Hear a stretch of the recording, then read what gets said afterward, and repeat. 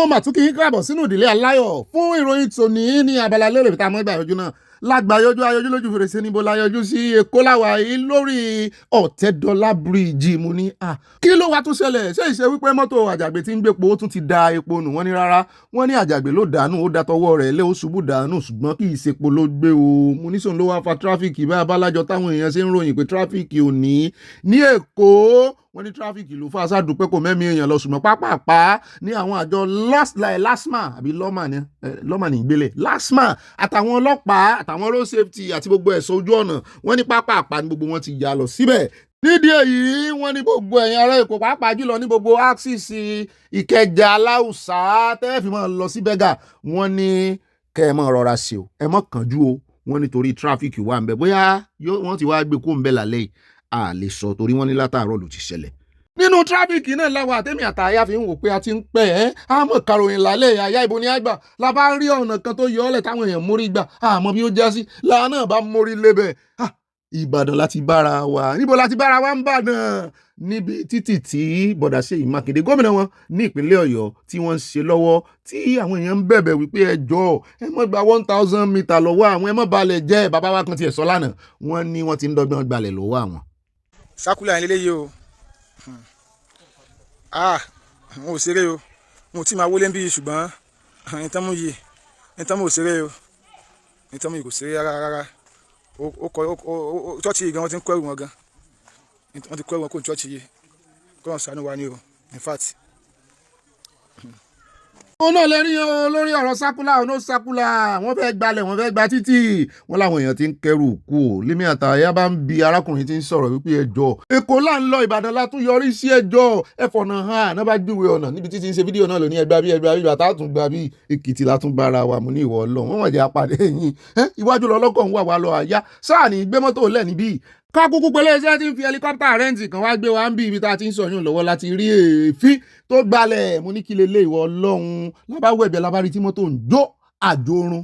láyé bá ń bi wípé ọ̀gá mi kí ló ṣẹlẹ̀ iná tún kọrin débì mo ní kò sí tó kàn mí ò mọ nǹkan kan pa rẹ̀ o mọ́ bí mi ní ẹjọ́ tí mi ò mọ̀ o lábára arákùnrin kan ńlẹ̀ tí wọ́n ń rọ̀ ọ́ tí wọ́n ń sìpẹ́ fún wípé omi ló dànù àgbè òfò ilé ọba tó jóná ẹwà ló bù sí mọ́tò tó jóná ń kọ́ wọ́n lẹ́wà náà ló bù sí mo ní ẹwà ò sí lára mọ́tò eléyìí o wọ́n láwọn ń bẹ ìjọba bóyá ìjọba ó bá wọn rójú ráàyè bóyá wọ́n ṣàánú wọn wò pé ìjọba ó ṣàánú ṣé bẹ́ẹ̀ gbé onímọ́tò lẹ pera yín àyá ni mi ò gbọ́ dáadáa pé wọ́n lè mọ́sẹ̀ gbé onímọ́tò rálì náà ń lọ èmi rò pé ẹgbẹ́ onímọ́tò tán ń lọ ó lè jẹ́ rálì ẹgbẹ́ òṣèlú ó dáa o.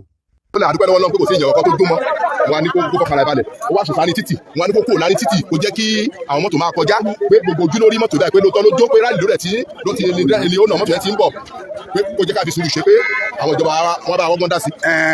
àyàn àdúpẹ́ kẹsàn-án mi kò ṣòfò ibi kìtì dúdú okun mọ́kànlá balẹ̀ ẹ bá ṣe o bá ṣe gbin náà bẹ́ẹ̀ gómìnà náà kíákíá lópinlẹ̀ Èkìtì dókítà gómìnà. ẹ wo ẹjẹ àtẹ̀síwájú àyà ó ń jọ bí ẹni pé àwọn oní ẹlẹ́gbẹ́ òṣèlú làwọn eléyìí bóyá ẹgbẹ́ onímọ́tò sì ní àwọn ará Èkìtì ó bá wa sọ nínú comment section. No, I think if anything, Soyinka has treated America with disrespect. I want to be honest with you. You don't go on. See, Soyinka doesn't determine for Americans who they elect.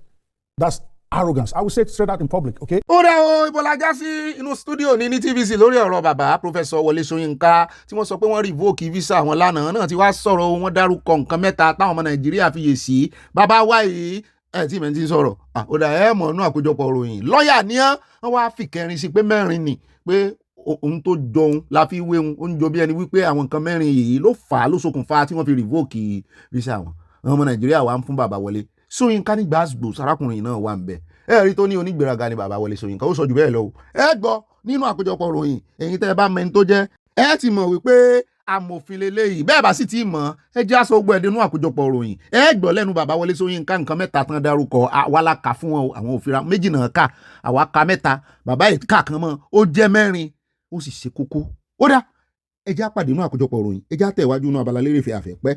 Nigeria is a classless society. If you take the people you call leaders, go to the Senate, go to the House of Reps. Because the truth is, you have highly educated people in government, but they behave like illiterates. ìwọ̀nba díẹ̀ nínú ọ̀rọ̀ Emir Sanusi ó ní wọn tí mo fẹ́ kẹ́ gbọ́n náà lẹ ti gbọ́n ìyókù ẹ̀jẹ̀ àfipamọ́ ó dínú àkójọpọ̀ ròyìn ó sọ ségesège ọ̀rọ̀ ìyá láyé ọ̀rọ̀ sége bàǹsá ọ̀rọ̀ sí ìjọba ààrẹ olódòdẹ àtàwọn mínísítà wọn àti àwọn senate ó sọ jágbajàgba ọ̀rọ̀ làwọn èèyàn bá ń sọ fún wípé kó sọ́ra sọ̀rọ̀ wípé ọ̀rọ̀ ló sọ lọ́jọ́ sí tán fi lé kúrò lórí ipò wọ́n ti dá padà bẹ́ẹ̀ ní ìsìn kó mọ̀ tún sí ọ̀rọ̀ sọ ìjímèrè rẹ̀ kó sọ ìgígùn kó mọ̀ àgùngì aládé ṣùgbọ́n lóun ò ní gbọ́ lóun ó sọ̀rọ̀ ó sọ ẹ̀ẹ́gbọ́n náà àkójọpọ̀ ọ̀rọ̀ yìí. ó dá àwọn testimony time blessing time ẹ jẹ́ á gbọ́ testimony ọmọ yìí lórí ọ̀rọ̀ kólóòsì oògùn olóró ṣe testimony rẹ̀ àyà ló ní testimony ní o. 2 years tó ní fa kóló. tí mo dẹ̀ start kóló inú wa ní fowó ṣe mo ti bẹ̀ nù dí o mo ti start kóló bẹ̀rẹ̀ sí ní fa kóló tó ní fa kóló ní wa ní fowó ṣe mo sáré dé terminal 3 ló sódì. tó ti fa kóló kọ́ ẹ̀ iṣẹ́ wa ní kóló ń ṣe la. ó máa mú dọ̀ tèmi gbé fúkẹ́fúkẹ́ ní iṣẹ́ tí ṣe tí bá fọjà tí mo bá ní jù tí mo ní dọ́lọ́wọ́ tí mo fẹ́ jẹ kó bá lọ mà ké sẹ́nu tó bá délé mà tó máa fẹ́ nǹkan sẹ́nu mi. bó ṣe wá yìí ní tó bá fa kóló ìdọ̀ ẹ̀ máa ń gbé fúkẹ́fúkẹ́ ní. yóò mọ̀ nínú ọmú ni. bí kò fẹ́ rẹ̀ ti mọ́ bó ṣe wá yìí ní bó ṣe wá yìí ní mẹ́bọ̀ tẹ́yẹ̀ bá kóló fún ní sí tẹ́yẹ̀ bá kóló fún bá pọ́kùn máa ń lò wá ní pọ́nkù kọ́. sẹ́mi rẹ̀ pé sẹ́mi rẹ̀ èyàn méjì pọ̀ èyàn méjì pọ̀ ababu tó fi tó. ó máa tẹ́ mi ní àwọn àṣìṣe tó bá bẹ́ dà ibùdó bá bẹ́ dà pọ̀ tó bá fa kóló. tó bá fa kóló ọ̀kan wọn sì tó bá ṣe gbogbo yà ní 15 minutes 15 seconds. àmọ́ tó bá ní báwọn tó bá bẹ́ ṣe tú àárín kọ́. ó mà ṣe o àyà ò serious o ṣé testimony lélẹ́yìn ọkùnrin lèmi kọ́kọ́ pé àsọ̀bìnrin ni ẹ wo ohun tí oògùn olóró ń dálẹ̀ ẹ wò sọkúsọ tí ń sọ lójú agbágbé lójú kámẹ́rà àwọn tí ń bí lẹ́jọ́ náà òun fàkùfà gbogbo wọn jẹ́ kó ń bẹ́ o ẹ jẹ́ adé Ghana ìròyìn gidi ìròyìn ayọ̀ lélẹ̀ níbi tá a ti gbọ́ tán sọ pé ìjọba orílẹ̀-èdè Ghana wọ́n ti pa ní dandan tipátipá ti kúkú báyìí wípé wọ́n gbọ́dọ̀ máa kọ́ àwọn ọmọ ní gbogbo ilé ìwé pẹ̀lú local language àwọn gangan mo ní ṣé Ghana ò dàbí Nàìjíríà sáà náà ò ní èdè tó pọ̀ ni èdè tí wá pọ̀ bí kì í sorílẹ̀ tó lédè sí orílẹ̀ tí wọ́n lédè Ghana ẹ jẹ́ á gbọ́ bó ṣe lọ. This is going to be very beautiful, and I love what Iroyin Akojopo is doing. You know, a lot of people are supporting him. At the end of the day, no matter the English you learn, you still need to learn your cultural language. A lot of children in Nigeria, in Ghana, I'm already saying Nigeria, God. A lot of children in Ghana already can speak the Tree language. You know, it's universal. So I think that now putting it mandatory that you need to learn that language makes a lot of sense. Because at the end of the day, we keep talking about preserving our culture. How can we preserve our culture? These are some of the things that we can. I know in Nigeria as well, I don't know if it's mandatory, but I know that there's some, I think Yoruba is mandatory, if I'm correct, that they teach it in school. I'm not sure of that. But, you know, we have in Tree, that's our language. You know, everybody speaks Tree in Ghana, from the bus rider, you know, when you want to communicate is Tree. So just making sure that that Tree is now taught in schools, I think it's a fantastic one for Mr. Haruna. For countries that are not multilingual like Nigeria, that could work easily, you know. But for countries that are as multilingual as Nigeria is, those languages could be subject and put in the curricula. So that way you keep instructing in English because that is the lingua franca we have in the country.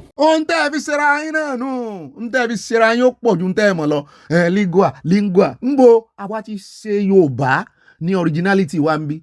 A sì ti ṣe èbó ní kíni nǹkan pè ní lingua franca. Kíni sì wá ti mother language sì wá ti sẹ́gbẹ́ kan tẹ́ wàá fi àjèjì èdè tẹ́ fi solo tẹ́ fi sọkọ rẹ̀ kò possible. ó dá ọ náà láti gbọ́ àwọn ní Ghana kì í ṣe multilingual ìtumọ̀ náà ni wípé ìṣòro wọn ó mọ níwọ̀n ṣùgbọ́n ó dàbí ẹni tó fẹ́ ìyàwó kan àti ìyàwó mẹ́fà ni ìyàwó tó o bá fẹ́ náà ní ìṣòro rẹ̀. Nàìjíríà tó sì jẹ́ multilingual multi-problem náà ni fún ọ o.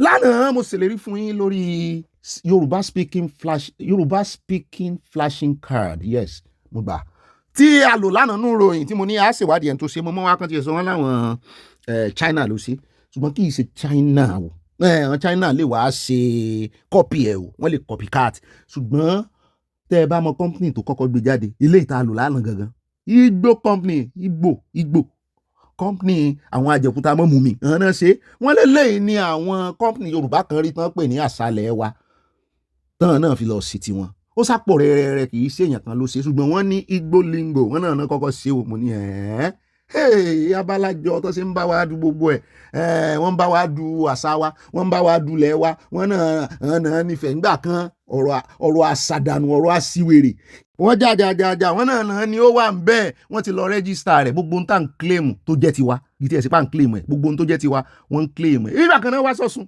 tá a gbọ́ pé wọ́n franchise Ọ̀ṣun Òṣogbo fún ọmọ Ìgbò àlọ́ rẹ̀ la gbọ́ àgbàbọ̀ ó fa wuyewuye ńgbà náà sùnmọ́ gbogbo wa ti dákẹ́ àti gbójú kó ń bẹ́ẹ̀ ìyín ò sì fi ń pawó lọ.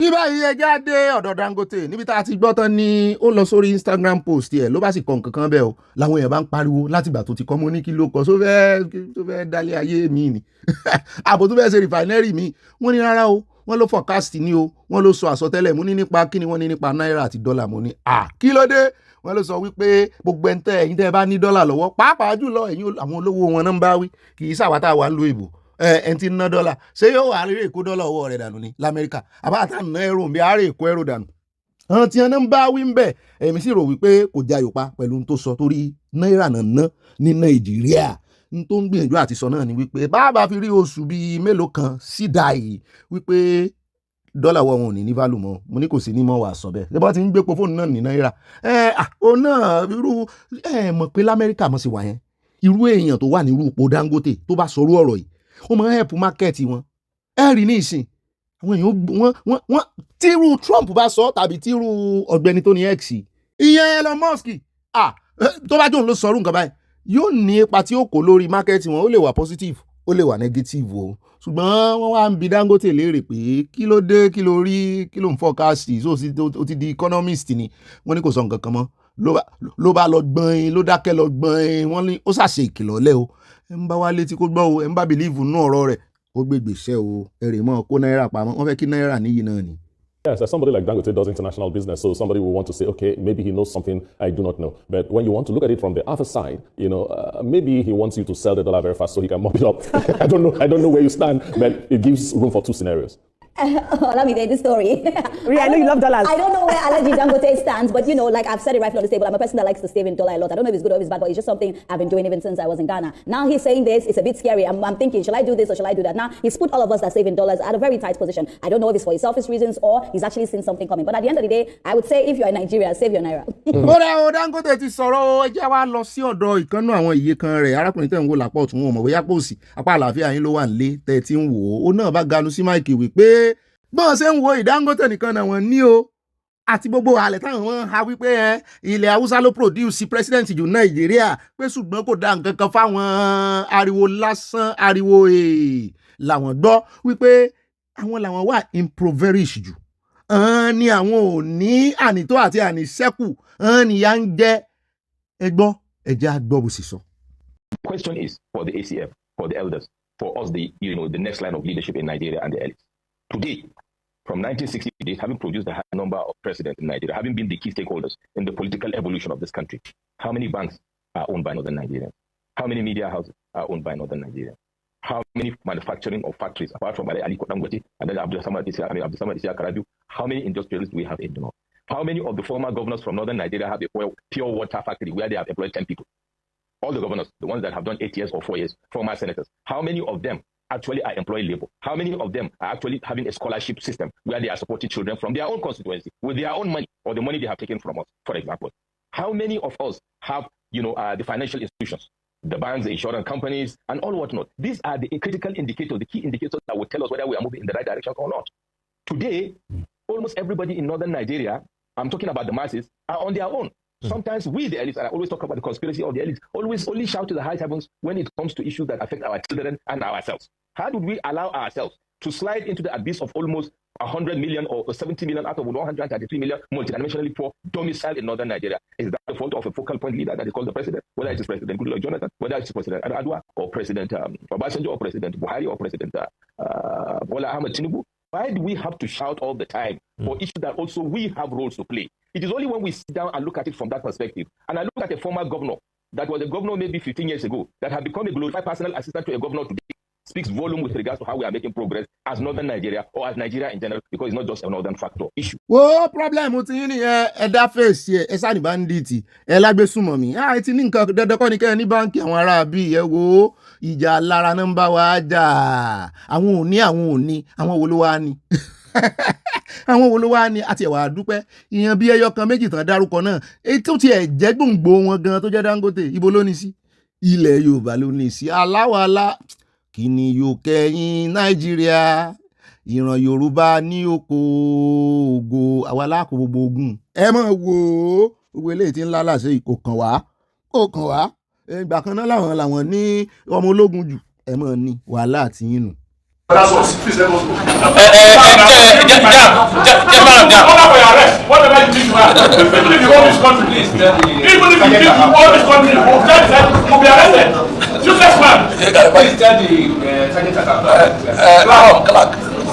Sir, next time we are going to arrest him. You must know your job. Tell the sergeant that this man should be arrested. No, come and great people. Look, this is an ABM retired.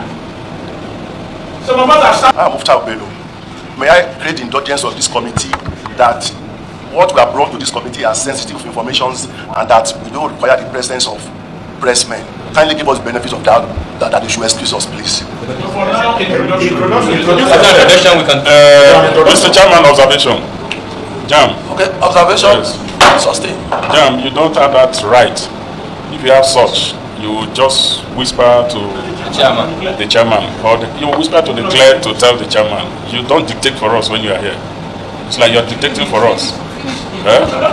Please, next time, in case of next time, if you have such, whisper to the clerk. The clerk will reach out to the chairman. He declined me seeing him.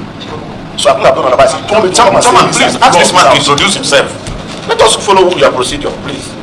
Jamb, I think we are at the introduction stage. So please let us go. Ó dá o ẹ mọ̀jọ́ yà yín lẹ́nu ẹ mọ̀ wò pé ọ̀gbẹ́ni Bobby já wa sí i àwọn wo ní pariwo léra wọn lórí tán fẹ́ nara wọn arrest him là ń gbọ́.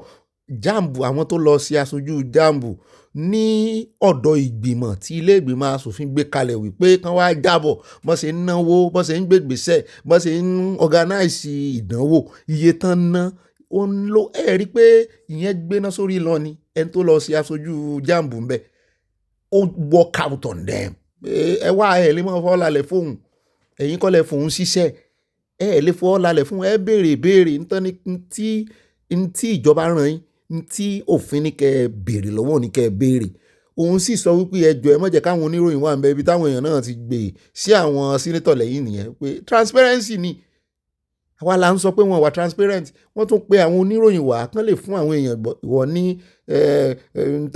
dátà tẹ́ ẹ fẹ́ fi hàn wọ́n pé nǹkan àṣírí ni kí ni nǹkan àṣírí ń bẹ̀ ṣé ẹ fẹ́ fowó lọ̀ wọ́n ni àbẹ́ ẹ fẹ́ fún wọn lẹ́gùn jẹ ẹ fẹ́ fún wọn rìbá kí ni nǹkan àṣírí tó wà ń bẹ̀ gbogbo alámọ̀gbà tẹ fọ́ǹbù ìṣẹ́jú ayé publicly lẹ́sẹ̀ sí wa wù ń organize sàn náà organize ìdánwò ní òru ọ̀gànjọ́ fáwọn ọmọ ọlọ́mọ tó fi ń ṣe náà fìjì nǹkan kan ṣàṣẹlẹ̀ nígbà náà tí olórí wọn jáde tó ń bẹ̀bẹ̀ ìkan náà ọmọ kan tiẹ̀ para wọn òkè rìsọ́ọ̀tì tán mú jáde kì í ṣe rìsọ́ọ̀tì tó yẹ kán fi jáde wọ́n lu rìsọ́ọ̀tì pọ̀ mọ́ra wọn ọmọ kan kú sí náà wọ́n wá ní kẹ́ wá já wọn lábọ̀ ọmọ Nàìjíríà ló rán wọn ń sẹ́ ọmọ Nàìjíríà lẹ work out on tí ìbá ṣe ń tó dé tó ní káwá wò àwọn náà ò ṣe é gbèjà ni kò gbọ́dọ̀ ṣẹlẹ̀ ní orílẹ̀-èdè mi ọmọ Nàìjíríà lẹ work out on yẹn mo sì mọ̀ pé kò ní pẹ́ tán fi sáàkẹ́ jẹ́ àmọ́ wà túnbọ̀ tán wọn inú Abala Sanawole ló yẹ àti lòsùn ẹ mọ́ bínú mo fẹ́ fi léwájú ni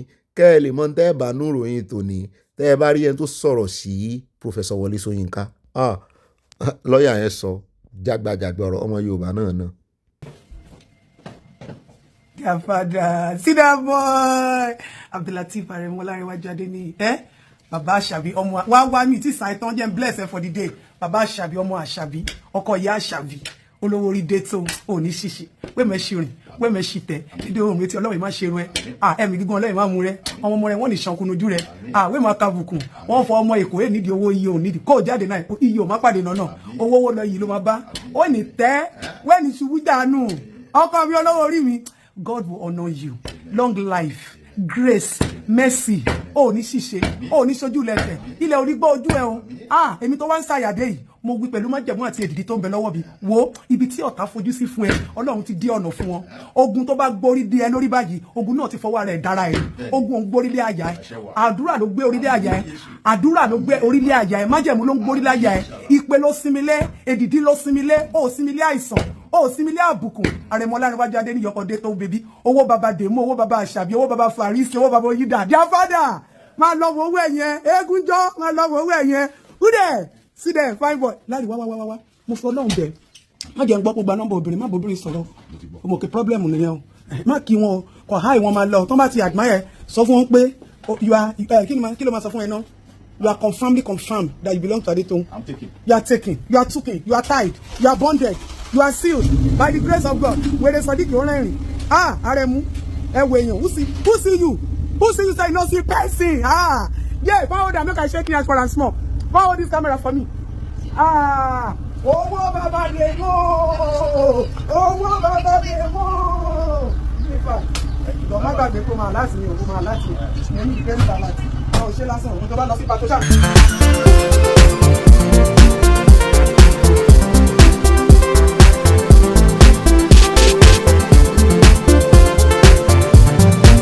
Iṣẹ́ wa fúnlẹ̀ wa fún ilẹ̀ ìbí wa kàgbéga kàgbéga kàgbéga fàyè rí. Ìgbàgbọ́ wa ni pé bàtìbẹ̀rù làbọ̀ mọ́sùn bó ti kó bá wa torí ẹrú ti ń fẹ́ mọ́ gba ipò ọmọ. Ká ṣiṣẹ́ ká ṣiṣẹ́ ká ṣiṣẹ́ ká jọlá. Ìṣọ̀kan àtòmìnira ní kẹjẹ́ ká máa lépa nǹkan mi là ń lépa tẹ̀síwájú gbẹ̀yìn ní tẹ̀síwájú ò tó wà fọ́pọ̀ ire ó wà pọ̀ jaburata yóò wọlé wá. Mà ga o. Ṣọ̀kan àtòmìnira ká ní ṣọ̀kan wọ́n jẹ́ apárọ́ tán ara wa nífẹ̀ẹ́ ara wa dénúdénú gbogbo kàtígórì tó ní kálukú fọ́ọ̀lù ìwọ tó ń ṣe ọmọ Ọ̀yọ́ ọmọ Ọ̀ṣun ọmọ Oǹdó ọmọ Èkìtì ọmọ kìíní kan kò sí nǹkan kan àní interest ẹyọ kan báyìí tó so gbó wa pọ̀ nífẹ̀ẹ́ tó bá ti dójú pé ká púrùfù ìfẹ́ ẹnu rí àwọn láti nífẹ̀ẹ́ ara wa gbogbo inú ẹgbẹ́ gbogbo inú association tá a wà káàkiri gan tí ò jọmọ́rọ̀ pé Yorùbá nation tí ò jọmọ́rọ̀ pé ìjà òmìnira tí ò jọmọ́rọ̀ pé òmìnira wọ́n bẹ́ẹ̀ ṣe ń ṣẹ̀tànú ara yín jẹ́ra yín lẹ́sẹ̀ iṣẹ́ kan náà àjọ ń ṣe ẹjọ́ ń lọta ládùúgbò kan náà ní ẹjọ́ ń ta búrẹ́dì ládùúgbò kan náà nífẹ̀ẹ́ ara wa tó fàtà àti ìfirójútu ọ̀nà nìyẹn is a simple thing kò sí ìṣòro tó wà láyé tí ò lójútu kò sì sí mathematics tèyìnbó dálẹ̀ tí ò ní solution wọ́n ti sọ solution fún wa ìṣòro rèé o. Ìṣòro rẹ̀ tó kọjú yín o ṣùgbọ́n solution rẹ̀ mú pamphlet kó sí tó yìnbó ṣe tí ò ní fi manual sí instruction wà ń bẹ̀ instruction máa wà ń bẹ̀ Ọlọ́run ti fún wa ní instruction kó tó tì á sí ìrìn àjò òmìnira instruction rẹ̀ o ìṣọ̀kan mọ̀ pé manual ní orin anthem tá a mọ̀ kọ ayẹyẹ agbára wọn yànjú lórí ọ̀rọ̀ yìí ó máa ń dùn mí gan tí n bá rò nígbà míì báyìí pé àwọn kan ń ṣe àwa kan ń ṣe ká lè rọ̀ náà lọ ká tètè tẹ̀síwájú kan sì ń fọwọ́ àgọ́ sẹ́yìn wọ́n sì mọ̀ọ́mọ̀ ni bó ni Yorùbá ó ṣe wà tí ó máa gbàbọ̀dè fún ìran rẹ̀ tí ó sì rè máa gba owó oṣù lọ́wọ́ báńdíìtì lọ́wọ́ Fúlàní kàmíláyà o Ọlọ́run sì fún wa ní manual ẹ̀rọ ìgbàlódé òmìnira rèé bẹ́ẹ̀ ṣe lóore o bẹ́ẹ̀ bá fẹ́ tètè rọ̀ náà lọ ẹ wá ju manual dànù ẹ wá rè ń tẹ bọ́tìn lára ẹ́ńjìn tán gbé fún yín bí ẹ́ńjìn ni ibi ni ẹ̀rọ ọ́ìlì sí ẹ̀rẹ̀ rọmi sí ibi ni kẹ́ ẹ kọjú ẹ̀ sí ẹkọ̀ yín ẹ̀ síbẹ̀ ẹ gbogbo ẹ̀ wá da lórúkọ mọ̀ sápàtà máa nú ìrìn àjò òmìnira bẹ́ẹ̀ bá tètè rọ náà lọ o tẹ́ lọ kíákíá ẹ fi ìfẹ́ sí ẹ fi ìṣọ̀kan sí i nígbà náà lẹ́tọ̀ọ́ tẹ̀síwájú fún ọ̀pọ̀ ire mọ́ dùn mí tí n bá ní mọ́ yànnàná oríṣi kò jọra wọn every time tọ́lọ́run bá ti fún wa ní ọ̀rọ̀ sọ lórí ọ̀rọ̀ anthem Yorùbá yìí tọ́lọ́run bá ti ṣí ojú wa síbẹ̀ báyìí ó máa ń ṣí lọ́nà ọ̀tún ọ̀nà ara ní ojoojúmọ́ la máa fi gbàràdà kì í sára náà Ọlọ́run ni mo kì í káàbọ̀ jàre ó dùn mí díẹ̀ o Ọlọ́run bá a ṣe nífẹ̀ẹ́ ara wa a ṣe pariwo títí ọ̀pọ̀ inú wa tá à ń pariwo yìí náà orí ahọ́n ni àwa náà láàtún náà dárúgúdù lẹ̀ ó kan èmi náà o kò yọ èèyàn kankan lẹ̀ gbogbo wa la lọ́wọ́ ń bẹ̀ kò yọ ẹnì kankan lẹ̀ ibà àrùn náà rèé ibà kanjú abẹ́ǹkò ibà ṣàlàyé ibà gbé wọn débẹ̀ Ọlọ́run ní gbé wa débẹ̀ wọ́n dà lóhùn nìkan mo ṣe ń tèmi ni ibo ni mo lè gbé èèyàn dé Ọlọ́run ló jọ ń gbé wa débẹ̀ àtọmọdé àtàgbà àtàfin kọmọlùbọ̀ lórí ìkànnì ìdílé aláyọ̀ Ọlọ́run ò sì ní báyọ̀ wa jẹ́ àmì ẹ̀pọ̀ adúpẹ́ lọ́wọ́ Ọlọ́run tó tún mú ojúkojú tó mẹ́mí rẹ́mi ó àníwára wa tì láṣẹ Olódùmarè àwọn tẹ́ẹ̀rì inú kọ́mẹ́sẹ̀sán iṣẹ́ ló kúnwọ́ wọn ó dá o ibà ròyìn náà ní ibà gbọ́n débẹ̀ ibà yẹn nàá ibà Sanawole náà ní ibà kanjú abẹ́ǹkò ibà lọ tààràtààrà tọ́rọ̀ bá ti di ọ̀rọ̀ òtítọ́ àtòdodo sàn báyìí làwọn rìn o ajé ni mú ni pẹ̀kọ̀rọ̀ sùnmọ́ tó bá ti réyàn tí ò rìn sàn pẹ̀lú ẹ̀wọ̀n náà jọ ọmọ ti ẹ̀ wulẹ̀ gbé wò wọ́n gbé yẹ̀wò rárá mọ́ rìn sàn pẹ̀lú ẹ̀ tó bá gbérọ́ wá n tó gbé wa ni ó dá padà fún bọ́bí sọ wá ń kọ́ wa nírọ́ ni àbí ò mọ́rọ́ pa òótọ́ lèmi ó sọ fún èmi ó nà tán ni o èmi ò mọ bọ́ ṣe ń ṣẹ́ra ku o padà ẹ̀rì ikọ̀ torí ẹ̀ mo sì mọ́ ní ẹ̀rì gbalé sí mọ́ nà tán ẹ mọ́ nà tán ní jẹ́bẹ̀ lẹ́gbẹ̀ẹ́ mọ́ níyà kẹ́ń tó nà tán fún ẹni tí ò nà tán fún kọ́mọ́ bá àríyá he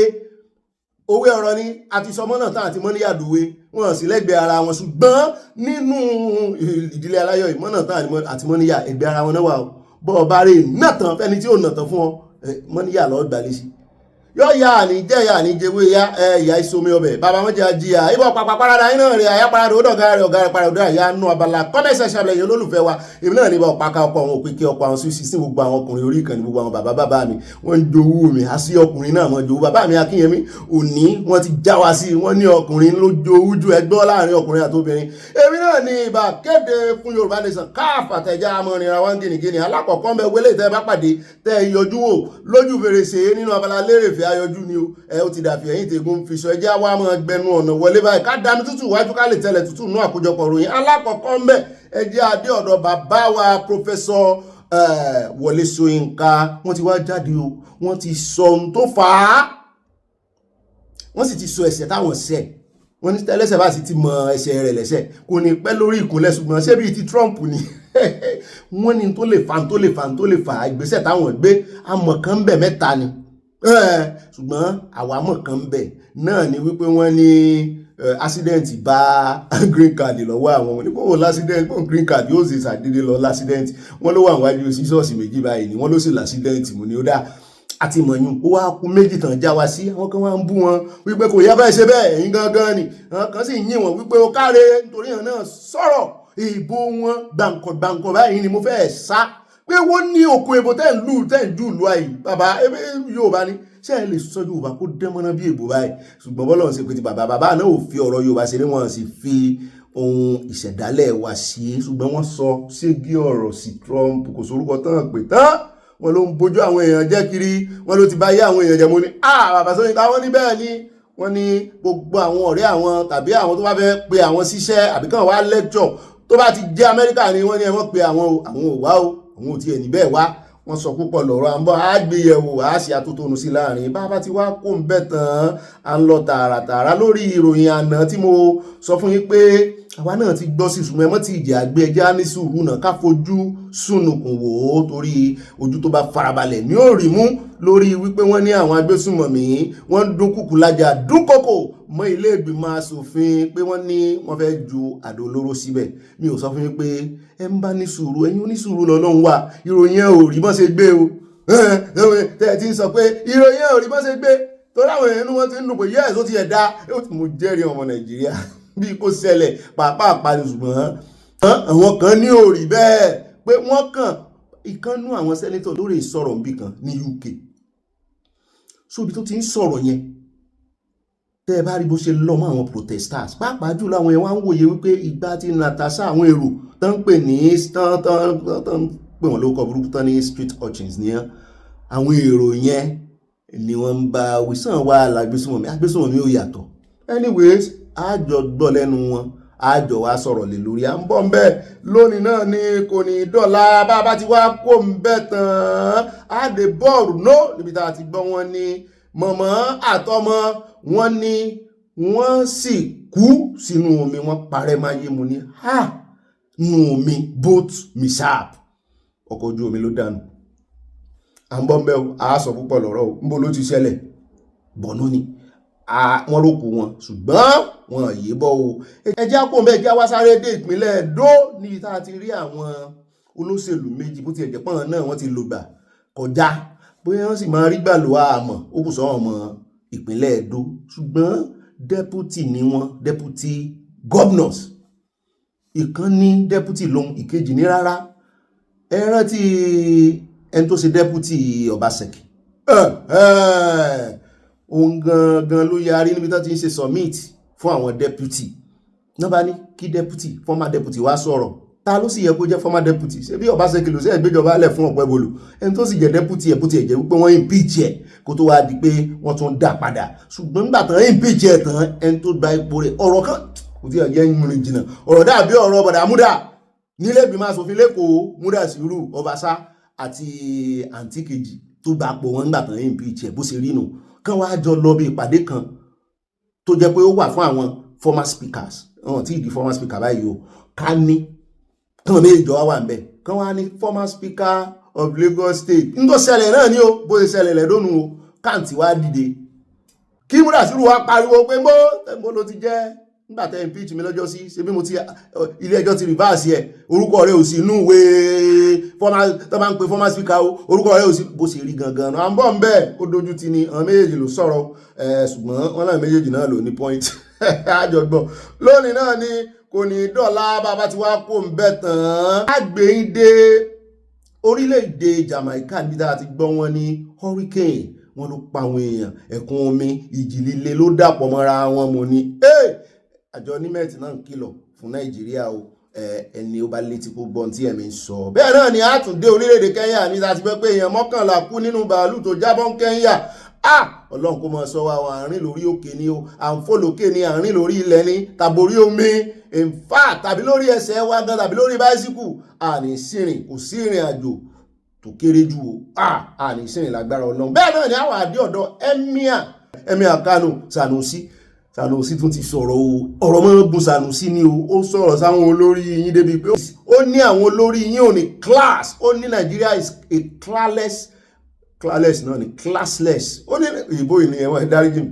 ó ní Nigeria is a classless country ó láwọn olórí yín náà ó ní wọn mọ bá ṣe ń ṣèjọba wọn sà láìkì kí èrò mọ́ tẹ̀lé wọn kán mọ́ yìn wọn ó ní àwọn tó sì jẹ́ subordinate wọn náà ó fi ààrẹ Tinubu ṣe sample ó ní gbogbo ẹ̀yin tẹ́ jẹ́ mínísítà ó ní ẹ mọ̀mọ́ sing praise ẹ̀ wọ́n ní sing praise ọ̀gá wọn kẹ̀ kò síbi tán lọ tán tí ń sọ̀rọ̀ olórí rẹ̀ pé ó dáa ó ṣe dáadáa ó ní kò jẹ́ kó rí bẹ́ẹ̀ ó ní àwọn olórí Nàìjíríà kàwé ó ní ṣùgbọ́n wọn kọ́ gbọ́n mo ní lẹ́nu rẹ̀ Sanusi wọ́n bá tún ìpín wọ́n bá lé ọ̀dànù ní ìsìn wọ́n yọ ọ́ lọ́jọ́ sí ni o òun rántí gẹ́gẹ́ bí Emir Sanusi lòun ò lè mọ́sù tọrọ à ń bọ̀ ń bẹ́ o lónìí náà ni kò ní dọ́là o bẹ́ẹ̀ náà láwà kàn sí ọ̀dọ̀ bàbá kan ajagun fẹ̀yìntì ní ọ́n general ni wọ́n bá ganu sí máìkì mo ní bàbá yìí bàbá yìí akọni ni wọ́n ń wúru fún tẹ́ bá rí bọ́n ṣe dé káàpù gan pẹ̀lú gòdúdú wọ́n ní kí àwọn sójà wọ́n ní kàn fi àwọn ajínigbé lẹ̀ wọ́n ní kí n ṣiṣẹ́ wọn wọ́n ní kàn kọjú mọ́ àwọn agbésùnmọ̀mí wọ́n ní tán bá pa ọkàn wọn pọ̀ síbí kan wọ́n tètè kógojá wọ́n tètè ní àṣeyọrí lórí ìjà agbésùnmọ̀mí à ń bọ̀ mẹ́ àmú wọn bọ̀ lónìí náà ni kò ní dọ́là àwà dákányà lóńdó níbi tí wọ́n ti ń fẹ̀sùn ẹ̀yin ará Oǹdó ẹ gbọ́ bí o wọ́n ní wọ́n ti tọ́ bọ àpòṣúra yín níjọba àbílẹ̀ ṣé ẹ ti gbọ́ sí owó yín ni bó bàtẹ́ bá ti gbọ́ pé wọ́n ń kówó jẹ àbí èèyàn kan tọwọ́ bowó wọn kó sákàǹtì wọn ẹ̀wọ̀n ìrántí pé owó yín ni owó gbogbo yín wọ́n ní wọ́n tọwọ́ bowó yín kọmíṣánná gómìnà yín sáti ran kọmíṣánná jáde báyìí o àwọn náà ń sì bí ẹni pọ́n fẹ́ gbèjà ìjà yín náà ń gbé àbí ṣé ẹ lè tọwọ́ bowó yín kó tún mọ̀ gbèjà yín à ń bọ̀ ń bẹ̀ àjọsọ lónìí náà ni kò ní dọ́là o bí àfikún bá wà ẹ mọ̀ bá nú bọ́dí ìròyìn àníri jù báyìí lọ ká mọ̀ pẹ̀jú o ẹ já mọ̀ lọ tààràtàrà sínú abala tí ó mọ̀ tẹ̀lé Abala Sanawole bí ta ti mọ̀ ya picture wa ẹ ṣe cheese ẹ ṣe Mushin olóòṣà ẹ ṣe pọ̀ mọ́ mi àná òṣùdà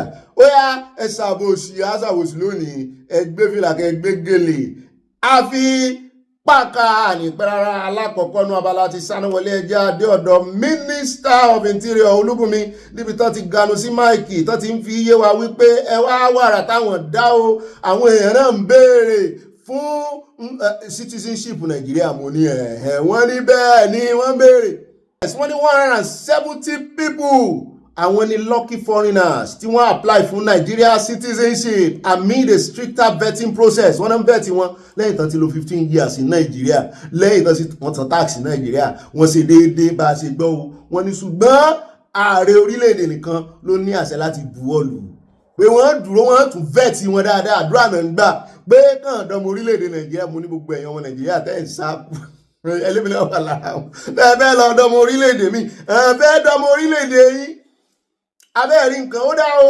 àmọ̀jẹ́ yín lábọ̀ tó bá ti kógojá tí wọ́n ti dán orílẹ̀-èdè Nàìjíríà wọ́n ti kún iná nù. Bóyá Yorùbá náà wà dí bóyá Ìgbò ni bóyá Hausa nítorí ara process ara ń tán gbọ́dọ̀ kó jalè lórí ara àmúyẹ tán gbọ́dọ̀ ní náà ni pé wọ́n gbọ́dọ̀ gbọ́ kan nú èdè local language bóyá Yorùbá náà wá gbọ́ àmọ́yé àwọn èèyàn nínú 170 tán máa tì sílẹ̀ Yorùbá àmàgbólé tán máa tì hàn sí bóyá Jẹ̀bú náà gbọ́ bóyá Oǹdó ni bóyá Kálẹ̀ ni bóyá wò àmọ́ wò ẹ mọ́ rédíò ẹ sílẹ̀kùn agboolé yín lẹ̀ o ó dá o ẹlẹ́ẹ̀kẹ́gùn sí ẹni o kò dìgbà tán bá dé agboolé wọ́n sàdọ̀mọ Nàìjíríà generally ni kò ní ìdí kan àṣà ìwọ̀n sí agboolé ẹ jẹ́ wá dé orí ọ̀rọ̀ 30 December bá a ṣe ń gbọ́ wọ́n ní new security levy for Nigerian travellers kí ló mean fún àwọn tourism tí 30 December ń bọ̀ wọ́n ní láti December yìí wọ́n ní kẹrè múra lè gbẹ̀yìn tẹ́ bá ń lọ Nàìjíríà wọ́n ní Nigerian international travellers to pay extra $11.5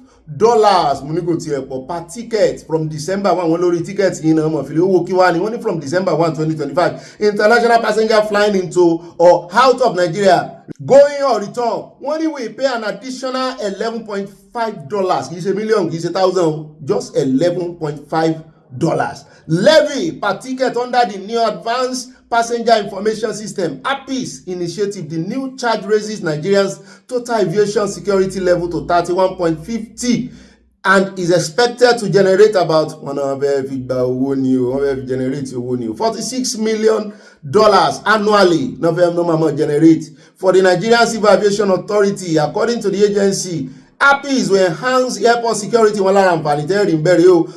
track passenger data, and improve border control through a single window system over the next 20 years. Wọ́n náà fẹ́ bá orílẹ̀-èdè yòókù dọ́gba ara nǹkan tí USA ń pariwo lé lórí rẹ̀ pé ẹ̀yin náà rè gbé irú àwọn passport bí nísìn bọ́ọ̀bà travel lọ sí lumi irú kan Italian kan fẹ́ lọ UK nísìn yóò kàn bọ̀ sórí ẹ̀rọ ayélujára ni yóò tẹ kíní logo kan mi ò tẹ́ mọ̀ pé kíní logo yẹn pé data kíní bí chip ni mi ò pé chip wà lára international passport mi ò bẹ́ẹ̀ ti Nàìjíríà ni ó dàbí kíní logo báyìí bí gold òun náà máa béèrè fún wọ́n máa béèrè fún pé só ní lórí passport ẹ̀ tó bá ti lórí as simple as abc láàrin ìṣẹ́jú márùn ó ti ṣe tó ṣe tán ó sì gba ẹ̀ta ẹ̀ lọ́rọ̀ kan wọ́n sá ní owó ló bá dé oṣù gbọ́n wọn láàrin èrè tó wà ń bẹ náà ní wípé security yóò tún lágbára sí ó dẹ̀ jẹ́ àtẹ̀wájú o ẹjẹ́ wá lọ sórí ọ̀rọ̀ Wike àfi bá a ṣe déédéé rí tán ọmọ Wike tán kó kíní sọ́run báyìí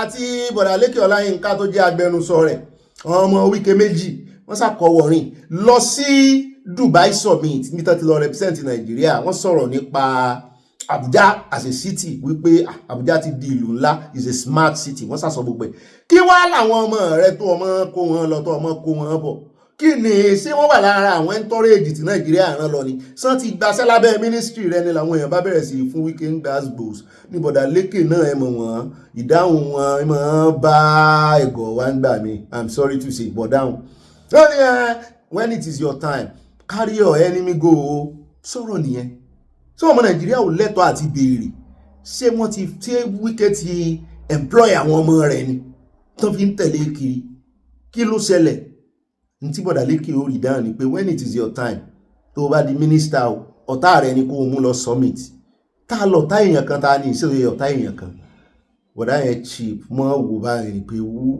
ọjọ́ ọ̀la sì ó máa dá gbogbo kìíní tí ń kọ sórí íńtánẹ́ẹ̀tì padà ó máa dá padà fún tó náà wò tó bá ti dàgbà ṣùgbọ́n kọ́lọ́n jẹ́ wọn bá ọgbọ́n dàgbà àwọn ọmọ Nàìjíríà sáà ń fún dáàbò ó sí o ẹ jẹ́ àpò ń bẹ́ o ẹ jẹ́ wá lọ sí inú ìròyìn tí ó mọ̀ tẹ̀lé o ẹ jẹ́ adé inú ìròyìn latest on Mohbad níbi tá a ti rí tí ìyàwó Mohbad tó gara jáde wípé ó tàn bí òtàn ó gbẹ̀yìn tẹ́ ń pariwo léun lórí ẹ lọ sí DNA lọ sí kinní kan o ó ní SAN withdraw service in Mohbad's DNA case mo ní SAN ta ni ṣé bàbá Mohbad ò ṣe DNA ẹ fi sample lẹ́mọ ni kí ló dé tí bàbá yìí náà fi ń falẹ̀ ebi Wùmí ti ní òun ready wọ́n ní another lawyer a senior advocate of Nigeria SAN has withdrawn from the DNA case to my father-in-law. You can get as many lawyers as you want from anywhere in the world. One thing that is certain is that you can't manipulate this DNA. I'm sorry. Wùmí ìyàwó olóògbé Mohbad ní ngara sọ̀rọ̀ yìí o. Only when people are confident in truth they don't run. Pé òun ò sáfẹ́ anybody àti dójú ọ̀gbagadì báyìí. Ebi tí gbogbo ọmọ Nàìjíríà tẹ́ ń pariwo léhùn lórí sí ojú bẹ̀ gangan bẹ̀ làwọn dé yìí. They don't hide, they don't switch lawyers every month, they don't ignore court calls. Túmọ̀ ẹ̀ náà ni pé ó ní wọ́n ti ń pe bàbá ọkọ òun wọn gbé kọ́ọ̀lù láti ilé ẹjọ́ o. Ó ní we have cooperated from day one, we have never opposed a DNA test. Irọ́ ìwọ náà oppose a DNA test nígbà náà o. Wọ́n tí ọ̀ lùgìrì ṣùgbọ́n wọn náà oppose ẹ̀ nígbà náà. We showed up, we waited, we followed the law. The only people delaying this process are the same people who requested for it. No one can manipulate the court and no one can manipulate science. Let the truth speak for Liam, for Mohbad, and for justice. Wow, November 11 is around the corner. We will be there. 11 on the 11 ni wọ́n dájọ́ sí. Àwọn òwe bàbá Mohbad tó ní ìdí lọ́ọ̀yà láti ṣe DNA ni. Èmi ò mọ̀ kí bàbá Mohbad náà mọ̀ dá gbogbo kìíní ìró o. Ó dá ẹjẹ́ sáré tún débi inú Abala Sanawole àní pé wọ́n ní nínú ọ̀rọ̀ arákùnrin kan Abba Kyari ọ́físà ọlọ́pàá tán mú gbà náà tán fẹ̀sùn kàn wípé ọwọ́ rẹ̀ ò mọ́ lórí àwọn kùrùkẹrẹ kan tó náà ibo ló ti rówó ibo ló ti ṣe gbogbo ẹ̀. Wọ́n ní wọ́n apply for no case lórí ọ̀rọ̀ rẹ̀. Wọ́n ní ilé ẹjọ́ bá ní kéèsì wa yóò answer kéèsì pé ó ní àwọn hidden assets, àwọn dúkìá tó kójọ tí ò declare ibo ló ti rówó. So ń gbowó lọ́wọ́ àwọn criminal kan ní ó máa mú ni. Wọ́n ní yóò ṣàlàyé pé kéèsì wà fún o. Wọ́n ní kò ní bí ire o. A ní rí ìdúbà lọ́nà Abala ti Sanawole ẹjẹ́ ń pa àyá. Táwa transfer sọ̀dọ̀ àyá àyáwóyá. Pápá wa gbé wa débẹ̀ nù Abala àwọn olólùfẹ́ wa Abala comment section. Àròjọ Mùsùlùkùn.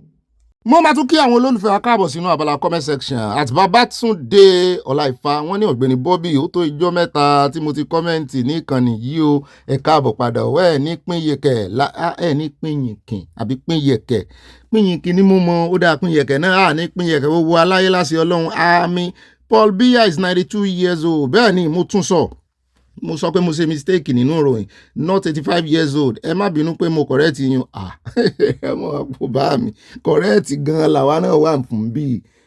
Àwa gan ni bá correction bí àwa àgbọ̀bà wí. Ẹ bá ti rọ afayọ̀ ṣe tá a fìfẹ́ bára wa wí. Ó ti lọ. Wọ́n ní ẹ má mi ò tó correct ẹ mọ̀ gbọ́ bàbá mi gbádùn yín gan ni Ọláìfá Babátúndé from USA. God bless you jaburata. Amen. Jaburata jaburata jaburata. God bless you too. Bá mi fúnni ẹjẹ́ àdọ́dọ̀ bá mi Adéyẹmí Pópó Ọlá wọ́n ní I have nothing to say Mr. Bobby kúkúrú kúkú bẹ́ẹ̀ ni wọ́n bú sẹ́rìn. I really love you Ajasi News. Love you bro, I love you too bàbá mi.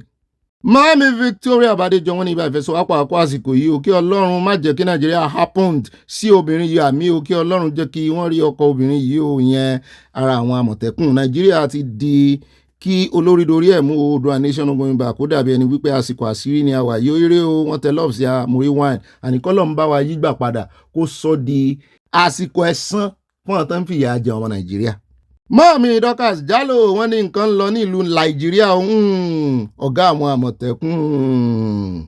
Mọ́ọ̀mí Fúnmilọ́lá Bello wọ́n ní Ọ̀gbẹ́ni Bobby ibà gbé wọn débẹ̀ ìwà yín ìṣesí yín kò ní bí aráyé nínú àmì òbí ẹ fi ìròyìn yẹn sílẹ̀ bó ṣe wà o ẹ má yọ nǹkan kan kúrò sáà ẹ kí àyà love you wọ́n tẹ love sí a o mọ́ọ̀mí yóò sì yẹ yín Ọlọ́run ò ní dín orí yín kù.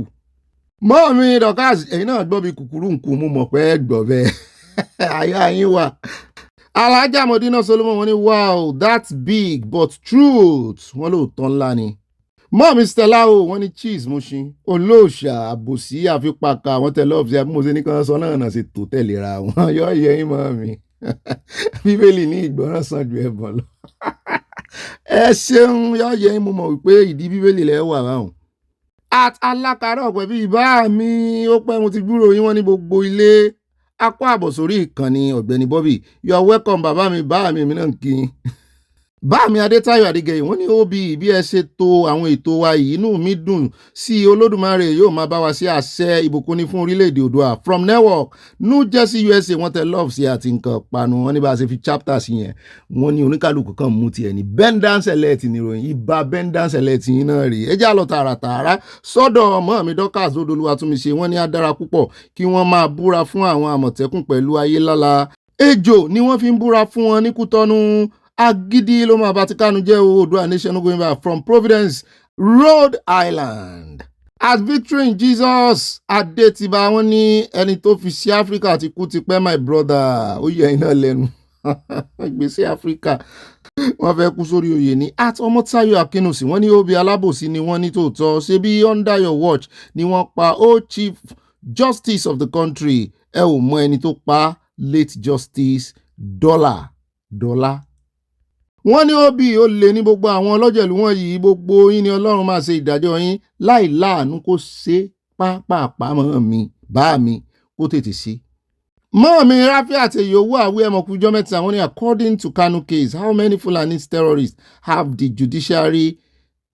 judiciary prosecuted? The Nigerian judiciary is practicing injustice and favoritism to their criminals. Kanu was tried of coming to court several times and they continue denying him. Ẹni tí ó bá sóòótọ́ Nàìjíríà náà tí ó gbà àwọn èèyàn rẹ̀ lẹ̀ ó yẹ kó ní at the back of his mind wípé kì í ṣe ìlú òótọ́ lòun ti fẹ́ lọ jàjà òótọ́.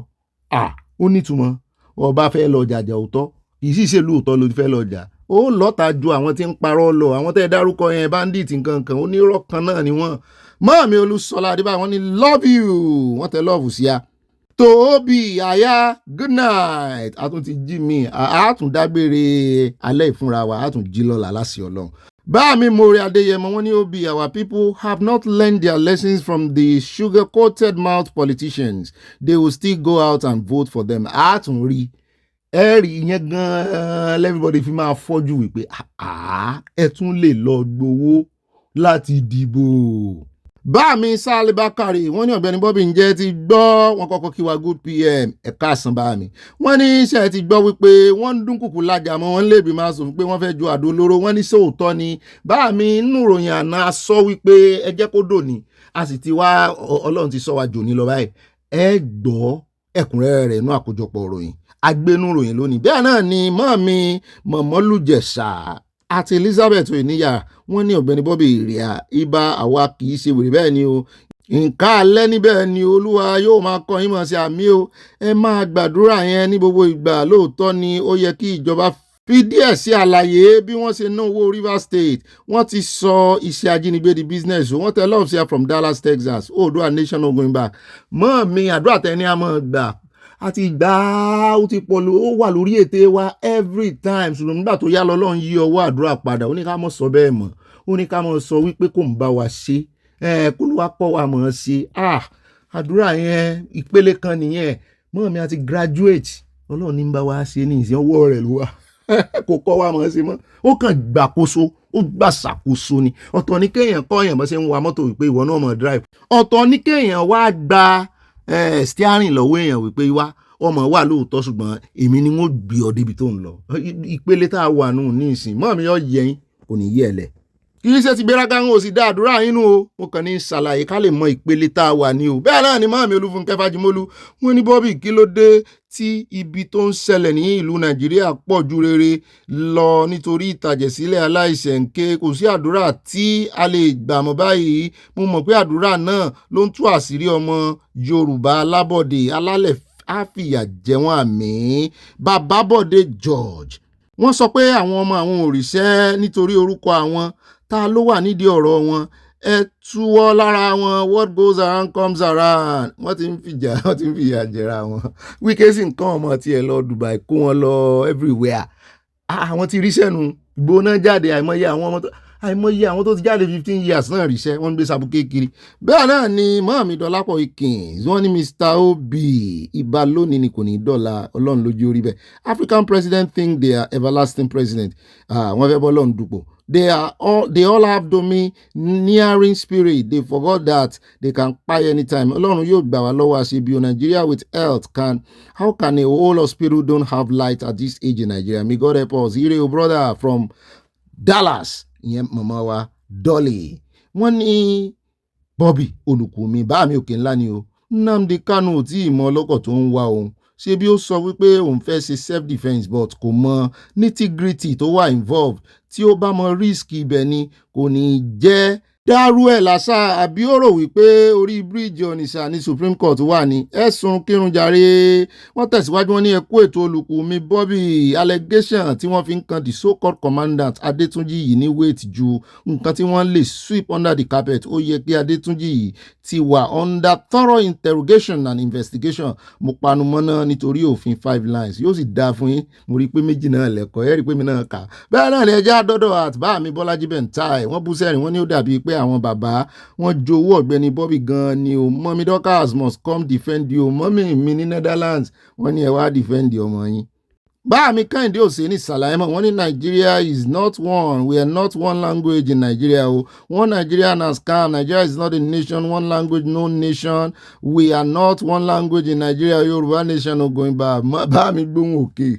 Mọ́mí Raliat Lawal wọ́n ní good evening Ọ̀gbẹ́ni Bobby mọ́mí ọ̀yẹ̀yìn have you forgot that Seriki too is also in Agege in Oniwaya Junction Capital Road Alhaji Jubril Seriki Hausawa Yorùbá nation no go back wọ́n tẹ love sí a bẹ́ẹ̀ náà ni mo rí 100%. èmi náà mọ̀ wọ́n ń jẹ Seriki wọn lágége ṣebí láàrin ara wọn náà ti ń jẹ́ kí ló wá mú ọmọ Yorùbá lọ́mọ pé tiẹ̀ náà ní Seriki kí ló táwọn náà pè lọ́ba àbí baálẹ̀ ṣe bí ngbà tán délẹ̀ kìíní tán dágége Seriki Hausawa náà pé àwọn náà ó sì dán wọ́n sì pé ní baálẹ̀ Yorùbá as simple as ABC táwọn Hausa náà bá fẹ́ dárú àṣà tán dá yẹn ọba Hausawa lágége ló yẹ kán mọ́ Jamb. bẹ́ẹ̀ náà ni Àtìmáyọ̀ Adéyẹmí bá mi ní na China do the Yorùbá talking card I bought the English version for my daughter 4 years ago China ti ṣe àyídáyídá rẹ̀ ni kì í ṣe China gangan ló ní product yẹn ó lè níwọ̀n. bá mi orí ọlọ́run rí wọ́n ní ibà ó yẹ kí bàbá yẹn gba oyè prime minister yẹn ni kí wọ́n tibẹ̀ sílẹ̀kùn fólè kán sì fún ní oògùn eku torí àgbà ọ̀fọ̀ ní gbogbo àwọn olórí yẹn orí ọlọ́run rí from Dallas Texas. ẹ̀yin àti àyà ẹjọ́ ń ronú bákan náà ni o kálẹ̀mí náà ni wọ́n ti ẹ̀ kọ́kọ́ gbà àkọ́ àpò làákọ̀wó. bẹ́ẹ̀ náà ni mọ́àmí Oyèyẹmísí Sàlá wọn ní ẹ̀písẹ́ orílẹ̀-èdè Ọ̀gbẹ́ni Bobby Ọlọ́run kò ní fi yín sílẹ̀ àmì o nígbà kankan àtẹ̀yìn náà àti gbogbo wa o Oòduà nation tètè dé wọ́n tẹ lọ́ọ̀ sí a àti nǹkan panu. bẹ́ẹ̀ náà ni àti ọmọlẹ́wà Adésọlá mọ́àmí ni God bless you richly in Jesus name ẹjẹ́ àṣà mi gbogbo anọ́mbà wí àwa Ọ̀gbẹ́ni Bobby gbogbo anọ́mbà wí mọ́àmí ọ̀yẹ́ mo rí kéèkì mo rí kárọ̀tì ṣé mo lè fi kárọ̀tì mọ́ jẹ kéèkì ó dẹ̀ bá ń gbé bí ẹjẹ́ ń tọ̀ wò ẹjẹ́ àlọ́ tààràtààrà sọ́dọ̀ fobit wọ́n ní Ọ̀gbẹ́ni Bobby wọ́n ní ẹ kú ọdún àwọn ìyá mi Halloween wọ́n ní àwọn ọmọ àlè Yorùbá ti wà nínú wa o 150k a month láti ta ìran rẹ̀ kàyé fìlélẹ́yìí ó yà ń lẹ́nu o bẹ́ẹ̀ náà ni at Fẹ́mi Bọ́sẹ̀dé wọ́n ní ibà olóyè púpọ̀ mò ń jẹ́yìn bóyá kí n bá Àwàdé sọ̀rọ̀ kó fi àyà jẹ Ààrẹ Ọ̀nà Kakanfò the second àyà ti sá lọ bí o ó dá mi lójú tó bá jẹ́ wípé àyà ni Ààrẹ Ọ̀nà Kakanfò kò ní sá fún ogun bíi àtìláàwí ṣàbòsí Oòduà nation no going back ìbá Fẹ́mi lóye MD USA. bẹ́ẹ̀ náà ni at Moradeyo Alabama mi ẹkú ọjọ́ mẹ́ta wọ́n ní good evening Obi and Aya hope you are good I'm good you ńkọ́ it seems Nigerians were expecting too much from the police abẹ́rẹ́ what better do Nigeria expect from Boko Haram bandits and terrorism that was deployed into every security apparatus thank you and God bless wọ́n tẹ lọ́ọ̀fù sí àrẹ̀pẹ̀tẹ̀ bá mi Akínyẹmí òní wọ́n ní ẹ̀ ló gbogbo ilé o ẹ má jẹ́ ká parọ́ owó ọkùnrin ju ti obìnrin lọ lọ́nà 5 Akínyẹmí òní from USA wọ́n ní márùn ọ̀tọ̀ọ̀tọ̀ lọ́nà 5 ọ̀tọ̀ọ̀tọ̀ ní àwa ọkùnrin ṣe ń jowú ju obìnrin lọ sí lóòótọ́ ni. Màámi mo ti dọ́dọ̀ yín wọ́n ní ibà àfipáka ibà yápè Uganda ní PM tó ń játọ́ lẹ́nu Uganda ní kì í ṣe Mali tó ń jẹ handkerchief lẹ́nu bẹ́ẹ̀ ni France retained this president in power to ensure continued looting of our resources. mo gbọ́ pé ìyàwó eléyìí ti BI gan pé ó ní connectivity sí France. wọ́n ní economy France yóò collapse if another Traoré is allowed to power. ó ń bọ̀ lolúwawi yóò tó dé Traoré tí ó wà ní Áfíríkà yóò ju 5 lọ. bẹ́ẹ̀ náà ni at Debbie Dare wọ́n ní Ọ̀gbẹ́ni Bobby ẹkú iṣẹ́ ìlú Ọlọ́run kú sẹ́rẹ̀ ibà gbé wọn débẹ̀ ibà pa wọ́n lẹ́rìn ẹ̀yìn òsì náà àwọn tá à ń gbé débẹ̀ àbí etc ẹ̀ bá wa kí ààrẹ yasoyaso Oòduà nation no going back wọ́n tẹ love sí i. bẹ́ẹ̀ náà ni at Comfort Adeleye wọ́n ní Mr. Bobby they should have just given the speech to his wife after all she is the one running the country ó fi ṣe bójúbójú olóró ń bọ̀ ni. bá mi Olúyọ̀mí Olúwọlé wọ́n ní Ọ̀gbẹ́ni Bobby good day to you bá mi mú kí yín family ńkọ́ dáadáa la wa èyí náà ńkọ́ àti family where is the conscience of our politicians coming in front of camera to induce people with money to vote for them ó ti yí òun padà ó lóun ò sí bẹ́ẹ̀ owó náà ka ìsúnsùn ní ọrùn ni o where do we get it wrong many places Yorùbá Nation going back Rotarian Olúwọlé from Eastern Texas at Toyin Norris èmi lè fipá lónìí àbí gbogbo ọmọ Nàìjíríà wọ́n ní kí ààfin kọjú sí Olúwo bẹ́ẹ̀ ni mo sọ lánàá ó gbẹnu mi aráran bọ́ǹbù lọ́wọ́ nìyẹn kó máa lò bẹ́ẹ̀ bí ọ̀rọ̀ bá mi Gbénga Adébóyè bẹ́ẹ̀ náà ni wọ́n tẹ̀síwájú wọn ní Ọ̀gbẹ́ni Bobby fi ìyàwó púpọ̀ jọ ànábì kan ní ànábì wo ẹ̀dá akọ rẹ̀ mọ́ sábòsí mọ́ọ̀mí Adésọlá Ọládèjì wọ́n ní president Côte d'Ivoire ó lẹ́bọ lẹ́rù lórí ogun tí wọ́n ń jà lọ́wọ́ o àwọn òyìnbó ti tọwọ́ rẹ̀ bọ wàhálà bọ́ sọ̀lọ̀ torí náà ẹ̀rù bà á torí yóò jẹjọ́ ní àgbáyé bó bá fi lè fi kó lẹ̀ bẹ́ẹ̀ náà ni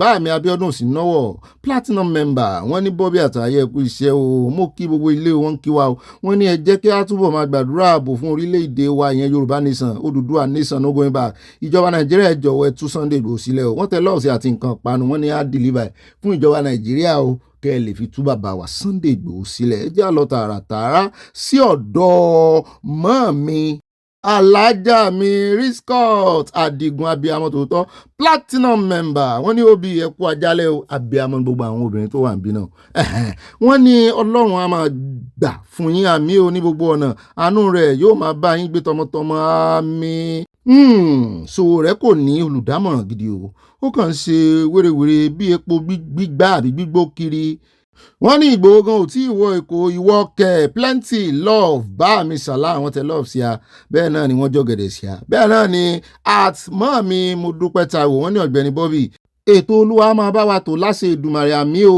ẹ bá mi kí àyà o ọ̀rọ̀ Sowore ti di ẹ̀kìlọ̀ fọ́mọdé kó má rìn nípa dòdòdò rèmi fasọ láti dórí dò náà lápá sí kí Sowore fi kọ́ mọ́ bẹ́ẹ̀ náà ni mọ́ mi àárín adé wọ́n ní hello Mr. Bobby mo ń jẹ́yìn President Paul Biya currently 92 years has remained in power since 1982 ẹkú iṣẹ́ wọn tẹ lọ́ọ̀bù sí àwọn ẹ̀ṣẹ̀ mọ́ mi tẹ́ kọ̀rẹ́ẹ̀tì wa ẹnu mi yọ̀ ń bẹ̀ òní ṣùgbọ́n èmi náà tuntun sọ mọ́ mi Mary Odùnú yìí tèmi nìkan wọ́n ní Obi tèmi nìkan àtàyà ibà gbé wa débẹ̀ ẹ kú iṣẹ́ ìlú Ọlọ́run kú iṣẹ́ rẹ̀ Olúwa máa bá wa sí àmì orí ìdìbò nìkan náà ló jẹ wọ́n lógún wọ́n ti ń fún wọn ní 10k ní Ogun State láti dìbò wọ́n sì ń gbà á wọ́n ń ta ọjọ́ ọ̀la wọn tún tún ta láìsí nǹkan kan tí a lè tọ́ka sí tí wọ́n ń ṣe Oòduà Nation ogun bá wọn tẹ love sí a wọ́n tẹ̀ wájú wọ́n ní ìṣòro pàtàkì tí a kojú ní Nàìjíríà yìí ní dátà àti NEPA kò sí iná tí ẹ bá ní dátà fóònù yín lè run down inú mi bàjẹ́ fún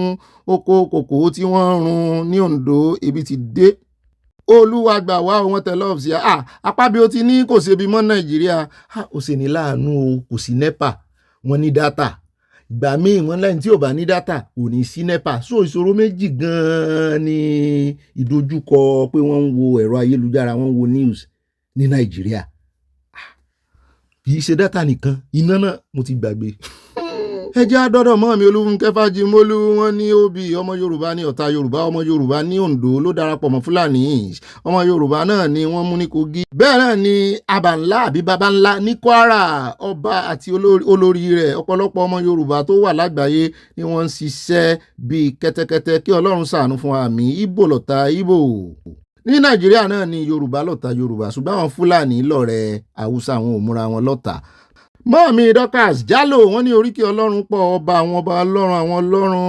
kẹ̀kẹ́kẹ́ brọ́dà mi Ọ̀gbẹ́ni Bobby ọkọ̀ àwa òpèké much appreciated you are doing great just like you mọ́ọ̀mí ẹ̀yin mo fi great jọ wọ́n ní we love you and àyà wa àgbẹ̀ Ọlọ́run tóbi nínú ìròyìn àṣálẹ́ ojoojúmọ́ yìí àmì àmì àmì Jésù Olúwa wa. Mọ́ọ̀mí grandma Abọ́láńlé Ògúndọ́lá wọ́n ní Obi sí ẹ kò mọ̀ pé adìyẹ ń jẹ fún ara wọn ní bàbá onílò òkòsó wọn fi lòkòsó sí èmi mo fi sí o Yorùbá lè gbàbọ̀dẹ̀ fún ara wọn wọ́n yáàyì owó ju ẹ̀mí ènìyàn lọ wà ọmọ mi ẹ gbọ́ Yorùbá jù mí lọ máa wá kọ́ Yorùbá lọ́dọ̀ yín o ṣé London lẹ́wà àfi kí Ọlọ́run máa tú àṣírí wọn mo kí Obi àtàyájáre love from Mama Dollar wọ́n tẹ love sí a at Formmate hair braidings ìmọ̀kújọ́ mẹ́ta hàn mí wọ́n ní ẹ̀kọ́jọ́ mẹ́ta o ẹ̀kú iṣẹ́ ọpọlọ o ẹ ò ní ti ẹnu gbóbi ọwọ́ àṣẹ Olódùmarè. àwa náà mi sì yín o mọ́ mi Stella Òdèlé mo dọ́dọ̀ yìí wọ́n bú sẹ́rìn àì wọ́n ní Ọ̀gbẹ́ni Bobby wọ́n fẹ́ fi ṣòwò rẹ̀ gbé yín gbẹ̀yìn n ò gẹ̀ẹ́tì ẹ̀ o.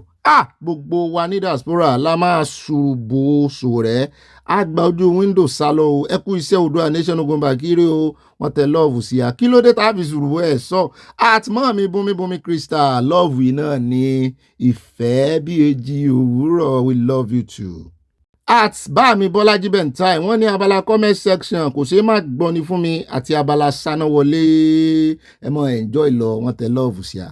Bami Richard Ibidapo gold member wa wọ́n ní Ọ̀gbẹ́ni Bobby my wife said you must marry her also or else you sack all your wives mo ti yọ̀ǹda ẹ ti yọ̀ǹda wọn kí n tiẹ̀ tó sọ pé ẹ bá ń fi wọ́n ránṣẹ́ ìlólówó tíkẹ́ẹ̀tì wọn ẹ bá ń fi wọ́n ránṣẹ́ wọ́n tẹ lọ́ọ̀fù sí àti nǹkan ìpanu bẹ́ẹ̀ náà ni àti ìdẹ̀ra wọn ni ènìyàn ṣòro ẹ wo ọmọkùnrin agbódegbà gbọ́dọ̀ kú ní bọ́mọ́ mi wọ́n ti ń dájọ́ rẹ̀ o àbí bá mi ni ẹ ti ń dájọ́ rẹ̀ ẹ̀yin kùlé lọ́ta wà bẹ́ẹ̀ ni inú ilé làṣẹ ní gbé ẹ kú ìpàdé ọlọ́mọ ìlú gbogbo kàńdá inú Odùduwà ni àwọn alálẹ̀ yóò mú àṣẹ ẹjẹ́ alọ́dọ̀ mọ́ mi mo súnmọ́ lọ́wọ́ líwo tèmi nìkan mo rẹ́rìn músẹ́ wọ́n ní ẹ̀ka alẹ́ Ọ̀gbẹ́ni Bobby tèmi nìkan àtàyà ọkọ wa ta ló báyé Áfíríkà jẹ́ báyìí tán ará Cameroon ò bá jájà ìlàjàyè ó ti parí fún wọn bàbá kúmádìjú wọ̀nyí Áfíríkà ó ṣe fún yín mọ́ mi ẹ sáà tẹ lọ́ọ̀fù sáwà bẹ́ẹ̀ náà ni at Agosu Felicia wọ́n ní Ọ̀gbẹ́ni Bobby wọ́n máa dẹ́dìn ní erigi kó tó di wípé wọ́n yọ eyín ní oṣù June 2025 ẹ̀yin náà yọ yín orúkọ mi ní Felicia Ọwọ́adé Agosu láàfin ọba mo kí yín o kábíyèsí o àbí kì í ṣe tọ̀wádé aláàfin ẹ ti bá aláàfin jorúkọ. At Mainstay News wọ́n ní Professor Wole Soyinka had teaching contract with US University. On that basis he was awarded a working green card of one number. Tearing or damaging a US issue card contravened US immigration laws. He should have surrendered it rather than publicly damaging the card. Government issued doc a US property not yours. Wọ́n ní Bámi Bọ́lájí Bentai ló sọ bẹ́ẹ̀ wọ́n ní ó ga o Isaac Fayose can support politicians to waste 48 billion naira instead of promising people of Ekiti State better employment opportunities and create more vocational training to the youth. That 1 million can't benefit anyone. We will collect it. It's just another way of wasting resources. Bóyá àwọn ẹ̀fì dá iléeṣẹ́ lẹ̀ bí èèyàn 1,000 bá gba iléeṣẹ́ 1,000 ti dé Èkìtì nù iléeṣẹ́ yẹn ẹ mọ̀ gún yẹn ní odò. Bẹ́ẹ̀ náà ni mọ́mí Michael Jr. wọ́n ní èmi ní Tóyìn ìyá Michael also known as Hallelujah láti Sùúrùlérè àmàdírẹ́sì yín wọ́n ní ibà gbọ́mọ́ bí wọ́n ẹjọ́ ẹ jẹ́ kí gbogbo ọmọ Yorùbá gbé gbòsàgbòsàgbòsà fún bàbá Ìjẹ̀bú. Wọ́n ní orúkọ wọn ò ní parẹ́ fún ìjà ọba méjì tí wọ́n parí bọ́n ọba méjèèjì bá parí ẹ̀ dénú. Ó dá òun náà lẹ́sìn bọ́yẹn àyákàbọ̀ ẹ wá nǹkan jókòó lé bẹ́ẹ̀ náà ni ẹ fìdílé nǹkan ẹ wá nǹkan olómi tútù ẹ wá nǹkan panu ẹ mọ́ fi tì sọ́hun ẹ jáyé sí mi lọ́rùn December ní bẹ́ẹ̀ jẹ́ ká abẹ́rẹ́ dẹ́ tí December wà báyìí abẹ́rẹ́ rí nǹkan o bó o ní ṣáàyà sí dáadáa èmi náà dóhùn yín ó dún gbẹ̀m nínú spíkà ó yá o ẹja wa máa mú lẹ́yọ̀rọ̀ ńkọ̀ kéjèèjì bẹ́ẹ̀ náà ni báyẹ̀ bá pín kó kalẹ̀ kó kakó bẹ́ẹ̀ náà ni ẹ máa bá tẹ love and like kẹ́sì mọ́ bá wa fi àmọ̀ràn yín ránṣẹ́ sáà yá kó wọ́n ju 5 lines lọ bá sì jù bẹ́ẹ̀ lọ kó sáti ní tí a fi kọ́gbọ́n nínú kó náà ó bá ti ní ìròyìn tó kíni àkà torí àjọ ń gbéra wá débẹ̀ ni Ọlọ́run ló sì ń gbé gbogbo wá débẹ̀. alákọ̀ọ́kọ́ ní ìròyìn tòní lórí ọ̀rọ̀ àwọn tán ní ẹ̀rù ń bà wọ́n o ń dúnkokò má wọ́n o ìyẹn ilé ìgbìmọ̀ asòfin àwọn asòfin ìkànnù wọn tó jẹ́ alága fún kọmitì tí wọ́n fún rep wọ́n ní òun lórí ìgànnù sí máìkì ní ṣé UK kọ́ni níbi ìpàdé kan sá ló ti lọ sọ̀rọ̀ wípé wọ́n ń dúnkokò má wọn náà fẹ́ ju àdó olóró ìyẹn àwọn agbésùnmọ̀mí lẹ́rù bá ń bá ọmọ Nàìjíríà pé náà kan bá ní ẹjẹ́ kan kọ́ntínú mò ní bó lẹ́sẹ̀ ní kan kọ́ntínú ẹ ṣọ́ra yín o wọ́n ní mọ́ dà sí o ṣùgbọ́n àwa mọ̀ fi táìmù lẹ̀ láti wojú ìròyìn dáadáa ká wo ibi tó kọ sí gbogbo àwọn ọmọ Nàìjíríà ìgbà tí ẹni yẹn ó sọ̀rọ̀ ló bá ní àtàwọn kan tó ń fi ẹ̀rọ tó ń ṣẹ̀wọ̀nú hàn wọ́n wá ti ilé ìgbìmọ̀ asòfin pamọ́ ní àwọn wo ló lọ ilé ìgbìmọ̀ asòfin mi ò gbọ́ lọ́rọ̀ bá di wo mi ń wọ̀ ọ́ pé ṣé torí àwọn protesters lẹ́sẹ̀ mú wọn lẹ́ ń kó wọn mọ́ àwọn agbésùmọ̀mí ó ná jìn síra wọn arms length ni The protestant náà àwọn tó ń ṣe ìfẹ̀hónúhàn sandun kòkò mọ́ ẹni tẹ́ bá ẹyanjú ẹ̀ nǹkan so body language yín bẹ́ẹ̀ ṣe ń sọ̀rọ̀ yìí ṣe ìṣe pé àwọn ojú rere àwọn tẹ́ rẹ̀ fẹjọ́ sùn tó bá yẹ láwọn ọmọ Nàìjíríà ń dì mákẹ́ẹ̀tì Nàìjíríà nígbà tẹ́ wá ti gbọ́ tán dún kòkò mọ́ yín ṣé òun yẹ àwọn tẹ́ lọ fẹjọ́ sùn ní ó wà gbá ilẹ̀ wọ́n bàbá yín tilẹ̀kùn àwọn bàbá yín mánu ilé ìgbìmọ̀ asòfin sọ náà bàbá yín fi antibọ́ǹbù sí ilé ìgbìmọ̀ asòfin àgbọ̀ yẹbi ẹ̀jẹ̀ àkọ́kọ́ gbọ́ náà. We have received threats from terrorists to bomb National Assembly complex and threats from protesters to lock up the National Assembly. Legislators are exposed to threats from constituents and other Nigerians who gained easy access into their offices without any formal invitation or appointment. It is obvious that with the ongoing security challenges, if proper measures are not taken, legislative activities will be truncated in the National Assembly, and if activities are thwarted, there will be no representation, no oversight, no annual budget. There will be no plenary at all, and all this will destabilize legislative procedure, democracy, and the stability of the system and the nation at large. Oh no, let's better know that you know we bó ṣe ń sọ gan kò serious tó pé wọ́n fẹ́ gbọ́ pé wọ́n fẹ́ wá ju àdó olóró sílé ìgbìmọ̀ asòfin ẹ̀ sì máa ṣe báyìí rìndìnrìndìn.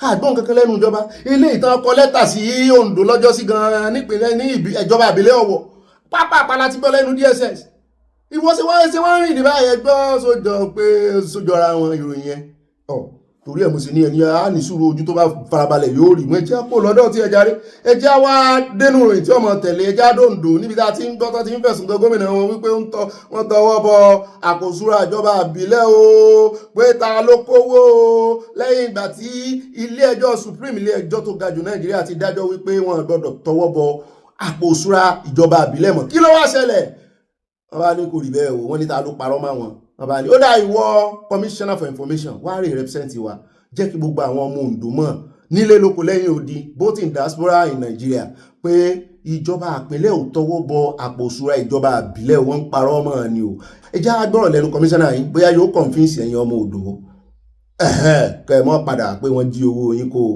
ó yá ẹ bá ń tẹ̀sí ilé agbára àrùjọ mùsùlùkù. I thank you for this opportunity to set the record straight. Whatever the fellow who called himself. Commissioner, please. Yes, please go ahead.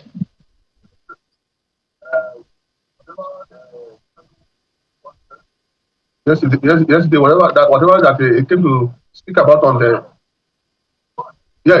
came to speak about on the television yesterday was a pure fallacy, because you will recall that the Supreme Court of Nigeria gave an indication that the local government fund that gave about the local government autonomy completely to the local government. And the reality of it is that all those state government, we as a government, we have to follow the Constitution of the Federal Republic of Nigeria. There is nowhere on record that Ondo State government has taken a single penny of local government funds that comes to the state. Ondo State, but you like to know, despite the Supreme Court judgment, there are a lot of constitutional issues that need to be addressed. And one of such constitutional issues is the issue of the joint account between the local government and the state, and the state, which up to now has not been repeated, because that implementation of that Supreme Court judgment has not come in. But the reality of it is this: Ondo State government has not touched a penny from the account of the money that is coming to local government in Ondo State. So I don't know where they got their information that Ondo State government is giving 4 million or 5 million naira to each local government in the state. If they have such a proof, let them bring it out. And if they have any of such local government chairman that have made that complaint, I think that such local government should come on the public domain to come and make a data session and with the proof. Commissioner, I'm not sure you've answered my question just yet. Yes, I mean, leave the fellow alone. That's why you're here. You have the right of reply. Walk Nigerians through just how much the state government pays to local government at this time. Just give us, put a number to it. That's what I'm telling you. But money that comes from the federation accounts come to the joint account between the local government and the state government. And just like we have it at the federal level where there's a JAC meeting, we also have a JAC meeting in Ondo State. And each money that comes. It's time we have you back. Now let's see if we can get to have you wrap up on that particular question. So if you are saying that these monies are not touched, it's in a joint account you have mentioned. So walk us through, whose job is it to implement that Supreme Court judgment granting financial autonomy to local governments in your state? That is what I'm saying. That not on the constitution, there's a constitutional amendment where local government can have their own account separately. This system remain like this. But the reality of it, as I said, is that the money that comes in are not touched by the Ondo State government. There are developmental projects that are being spaced out in all the 18 local governments in Ondo State. For example, local government, as I'm talking to you now, they were doing capital projects that was close to about 50 to 100 million naira every in their local government. As I'm talking to you, from their own allocation money, they have bought utility vehicles for almost about 9 utility vehicles in all 18 local government in Ondo State. This was as if Ondo State local government was dead before Governor Loka came in. And you could see for yourself, I think your reporters are here, they can also go to the local government, all the 18 local government in Ondo State and see what we are doing all over the place. So the reality of it is that the money that are coming in are being given to them for developmental projects. As I'm talking to you this morning, there's going to be a flag up of where local government with their contributing money are buying a vehicle to the traditional rulers in Ondo State. So the reality of it is that Ondo State government, as a government, we are not touching the money that comes to the local government. As I'm talking to you now, local government, perhaps in all the federation, they do not have an account. As I'm talking to you now, what we have is a joint account between the state and the local government, and that funds come directly to that. When the money comes to that, it is stated each money that comes to each of the local governments in the state. The local government now will sit down with their legislative body in their various local government and take a decision on the project that they want to implement as related to the topography of each of the local government. They will come for one. I want to build a road. I want to build a hospital. I want to build this. It will be calculated and the money will be released. Let me also tell you this. In order to ensure that there's a full implementation of this thing, we have a joint committee between the local government and the state government that supervises this project that have been done all over. So what you're saying? Ó dá àwọn èèyàn wá ń lé ká mọ̀ bàgbà táìmù náà lẹ ti gbọ́ lẹ́nu wọn yẹn o, àtẹni tó ń fọ̀rọ̀ wá wọn lẹ́nu o, àti kọmíṣánná fúnra wọn, wọ́n dù síbí, wọ́n dù sọ́hùn-ún, wọ́n dà síwájú, wọ́n dà sẹ́yìn, ṣùgbọ́n wọ́n rí sa o. Kò níyànjú torí àmọye tí wọ́n rìlíìsì gan-an, èlò lẹ́yìn rìlíìsì. Ẹjọ́ ṣe wá pọ̀ lórí question ẹyọ kan, question line kan lẹ́ ń rojọ́ báyìí sí ní ẹ̀yin ní commissioner of information. Òkè o, wọ́n ti ṣe ní local government báyìí o, iye báyìí náà ti gbà so far o, local government bẹ́ẹ̀ ní joint account lẹ́jọ́ ń lò, èyí lẹ́sìn release owó fún wọn. Àkàtà yín lówó wà ń gbà náà. Ẹ sì ti sọ ẹni kìíní yìí ò ṣiṣẹ́ dáadáa, wọn tí implement ẹ̀ fully nítorí kò yẹ kán gbà kẹ́ mọ́ lo joint account mọ́. Sẹ́yìn ò mọ iye tẹ́ ń release ni, kò ṣeé sọ fáráyé. Bóyá kí àwọn oníròyìn náà sì gbéra kán rè ṣe investigative journalism, kán béèrè lọ́wọ́ ọ̀tún, kán béèrè lọ́wọ́ òsì. Bá sì rí àwọn local government náà tán ní 5 million release fáwọn, kán náà jáde, kán mẹ́rin jáde, kò jù bá náà lọ. Ká mọ̀ mọ̀ rojọ́ lórí tí ò ṣe, ṣùgbọ́n wọ́n ní joint account táwọn ń lò, bí owó ṣe wọlé wọn náà ní lọ́wọ́, wọ́n sì ṣe ń ṣe project wọn náà kọ́ náà ń bá àwọn ọmọ jíròrò rẹ̀, àwọn náà mú àwọn ó sì release owó fún wọn. Wọ́n ti sọ wọ́n náà fẹ́ ra mọ́tò fáwọn traditional rulers, ìyẹn àwọn ọba ló dáa bẹ́ẹ̀. Ọ̀gá abalájọ táwọn ọba yìí wọ́n ṣe pẹ̀kí pẹ̀ láwọn politician, wọ́n ní sọ̀rọ̀ kán rí kán máa ṣèlú báṣubàṣu, wọ́n ní sọ nǹkan kan. Irú ọjọ́ tán bá ra mọ́tò fún wọn báyìí náà. Ó rẹ̀ káàbọ̀ padà ká tó lọ sọ́dọ̀ bàbá wa Wole Soyinka, oúnjẹ bẹ́ẹ̀ ni pé a sì fi ti wọ́n lẹ́nu ìjẹ́ àdọ́dọ̀ Emir àti Kano níbi tó ti ganu sí máìkì wí pé ṣẹ́ àwọn olórí yín kàwé ni wọn kọ́gbọ́n mú ní lẹ́nu rẹ̀. Ó ní ṣé bàbá kan máa yìn wọ́n náà máa wá pé àwọn ọmọ Nàìjíríà náà sì ti bàjẹ́ kíní yẹn.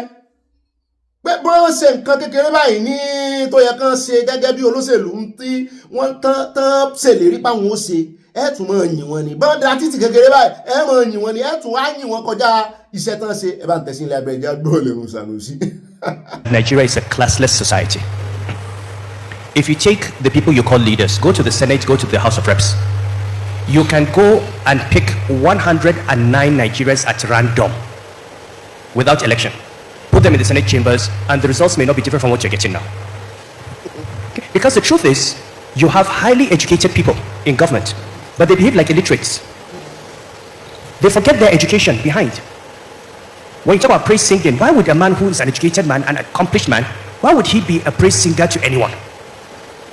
Why would he not be able to face his boss and say, Oga, we're not doing that, this is the truth? And why would a person in authority not have the confidence to listen to those around him and take criticism? So you've got people who are supposed to be the representatives of the values of society. By the time you become a governor, honestly, you should be beyond looking for money. You have been given an opportunity to take care of the lives of millions of people, to educate children, to save lives, to provide health care, to build infrastructure. All you are thinking of is a car, a house. I mean, are you that cheap? Exactly. Babala question, are you that cheap? In fact, ó yẹ ká hashtag yẹn ni pé Nigerian leaders, are you that cheap? Gbogbo wọn ni o, gbogbo wọn ni ọrọ̀ ayé ó ti fọ́ wọn lórí iṣẹ́ wá ráwọn ọmọ ẹ̀yìn náà tí wọ́n wá burú lórí ẹ̀rọ ayélujára ni o, nípa ìsọ̀rọ̀ sí wọn ni o, ìhùwàsí wọn ni o, ìrìnsí wọn ni o, owó ó tún wá jówó òjijì. Wọn wá fẹ́ mọ bó ṣe lówó yẹn o, ìwọ ṣá ti lówó. Wọn fẹ́ mọ̀ bóyá o rè sóògùn owó, àbò rè gé ọmọ kan lórí, àbò yọ ọmọ kan lójú bíi ti last week tá a mú wá tó yọ ojú àbúrò rẹ̀ méjèèjì. Àní kó o ṣá ti wá kó wá sórí ẹ̀rọ ayélujára báyìí kó o mọ̀ fowó hàn wọ́n, gbogbo ohun tó fowó ṣe, bó ṣe ra mọ́tò, bó ṣe travel, ìyẹn nìkan ni values táwọn ọmọ Nàìjíríà ní àtàwọn olórí wọn. Kí lẹ wá expect kò rí báyìí? Ẹ wá dúró ọ̀rọ̀ tí Emir sọ sí hàn. Èmi sì mọ̀ wípé yóò jẹ́ yẹn rẹ̀ ń ṣùgbọ́n lọ́rọ̀ tó sọ yìí o. Àwọn tí ń sọ̀rọ̀ sí wọ́n ní Nàìjíríà wà classless. Àwọn kíláàsì kan ní sì ń sọ̀rọ̀ sí àwọn elite náà ní. Ó dárúkọ àwọn asòfin yìí náà. Ó ní wọ́n kàwé ni wọ́n kọ́gbọ́n. Ó ní bọ́n ṣe kàwé tó náà ṣe wà illiterate tó. Ọ̀rọ̀ ńlá ni o. Ilé tó tún wá fẹ́ sọ ní ìsìn àkànṣún síwájú díẹ̀ láàfin gbọ́ lórí ọ̀rọ̀ ẹ̀yàwó wípé bẹ́ẹ̀ ṣe ń yáwó tó náà ẹ wá gbẹ́ ihò lẹ̀ bí ìgbà tẹ́ ń kó owó yẹn dà sínú ihò. Ẹ sì mọ̀ pé former CBN governor ni gbogbo ohun tó bá sọ economically àbá ń bẹ̀ ni. Ìsìnmọ́ forecast òun náà ti forecast lórí ọ̀rọ̀ subsidy rí. Ẹ jẹ́ àgbọ̀ síwájú sí àní pẹ́ àtòkù lọ́dọ̀ rẹ̀. The government said to Nigerians, 200 million Nigerians, you will not pay more than X amount per litre on petrol, no matter what the price of petrol is. So all price goes up from $40 to $140, the federal government pays the difference. Exchange rate moves from 155 to 300, the government pays the difference. Interest rates move from 5% to 15%, the government pays. Remember, the price of petrol and what the calculations include the cost of crude, the cost of refined product, the cost of transportation. Ẹ jẹ́ sáré dá sí ní tó sọ ń bẹ̀ yẹn, ẹ má bínú, à ń bọ̀ lórí ọ̀rọ̀ ìyàwó tó sọ.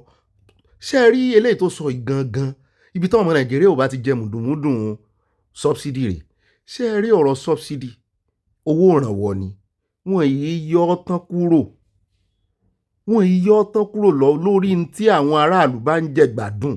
Ṣé rí ìdí tí wọ́n ṣe yọ ìyẹn táwọn èèyàn ṣe ń pariwo ni pé àwọn olè kì í ṣe pé subsidy ò dáa torí wọ́n ti fẹ́ sọ subsidy di nǹkan mí Nàìjíríà. Àwọn orílẹ̀-èdè míì fún àwọn aráàlú wọn subsidy.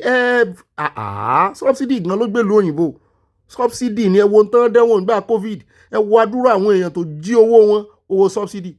In fact, àwọn ọba kan Nàìjíríà wọ́n ń ṣẹ̀wọ̀n lọ́wọ́ nísìnyí torí pé wọ́n jí owó subsidy ní COVID time tìlú òyìnbó tó wà fáwọn ọmọ wọn torí pé wọ́n níwèé ìgbélú wọn ní privilege. Tí mo fẹ́ fààyàn náà ni wípé ó ní bí ìjọba ṣe yọ subsidy yẹn ó ní kán wá wo sàkún gbogbo àwọn ibi tí mẹ̀kúnnù ti lè jẹ gbádùn wọn. For example, fún àpẹẹrẹ ó ní bí wọ́n ṣe ń ṣe exchange rate ó ní gbogbo ìgbà tó owó bá ń devalue ó ní irú owó tó ń sèfù lórí subsidy yẹn ó ní wọ́n fi dí fún ọmọ Nàìjíríà.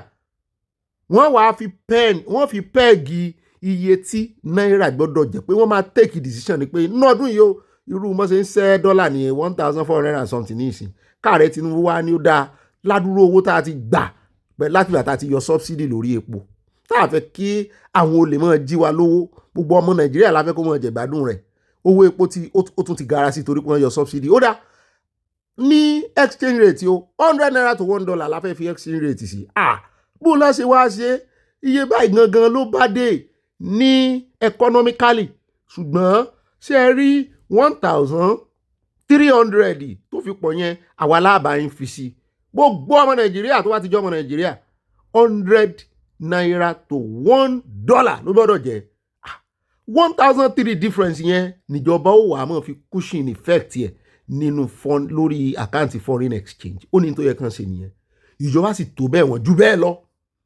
ó ní lórí epo náà wọ́n lè wo sàkún wípé ẹ̀ ń repo ní 1000 something ní ìsìn afẹ́kẹ́ ẹ̀ mọ́ ra ní 50 naira per litre ẹni kò lè ṣeé ṣe ẹni lójú àlà ó lè ṣeé ṣe wọ́n gbádùn ní àwọn eléyìí yóò gbà torí ẹ̀ ló ṣe ń sọ̀rọ̀ sí wọn pé ó dáa o á wà difference yẹ 50 naira láfẹ́kẹ́ ẹ̀ mọ́ ra ṣùgbọ́n 1000 ló bá dé per litre àbí 950 yẹn á mọ̀ báyìí fi sí mo ní gbogbo mẹ̀kúnnù ni ó jẹ́ kò ní jẹ́ wípé àwọn marketers tàbáwọn kàbá bí epo náà fún ní subsidy àwọn ọmọ Nàìjíríà náà mọ̀ san fún ẹ wá rí wípé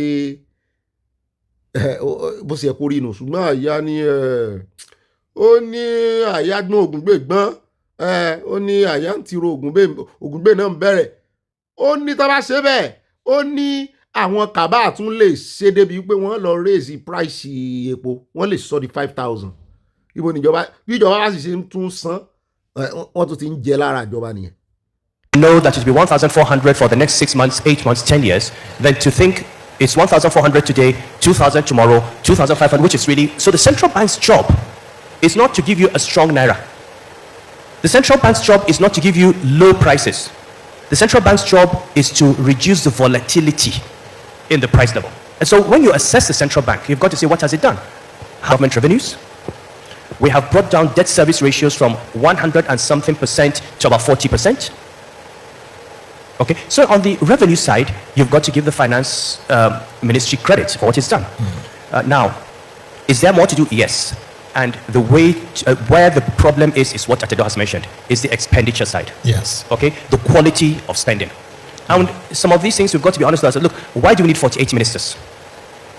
Why do we need dozens of vehicles when we're moving around in convoys or traveling all over the country? So, Your Highness, that brings me to that question which I'm asking, which is, do we have an affliction that affects the hearing of our leaders and unable to listen to the good advice? No, I mean, if we have an affliction, we'll get a doctor to fix it. Yes, so your question is coming into the federal, and this at federal, state, and local level, there are serious questions about how the money that is being raised is being used. And the arithmetic is simple. If you stop paying subsidy, why are we still borrowing more?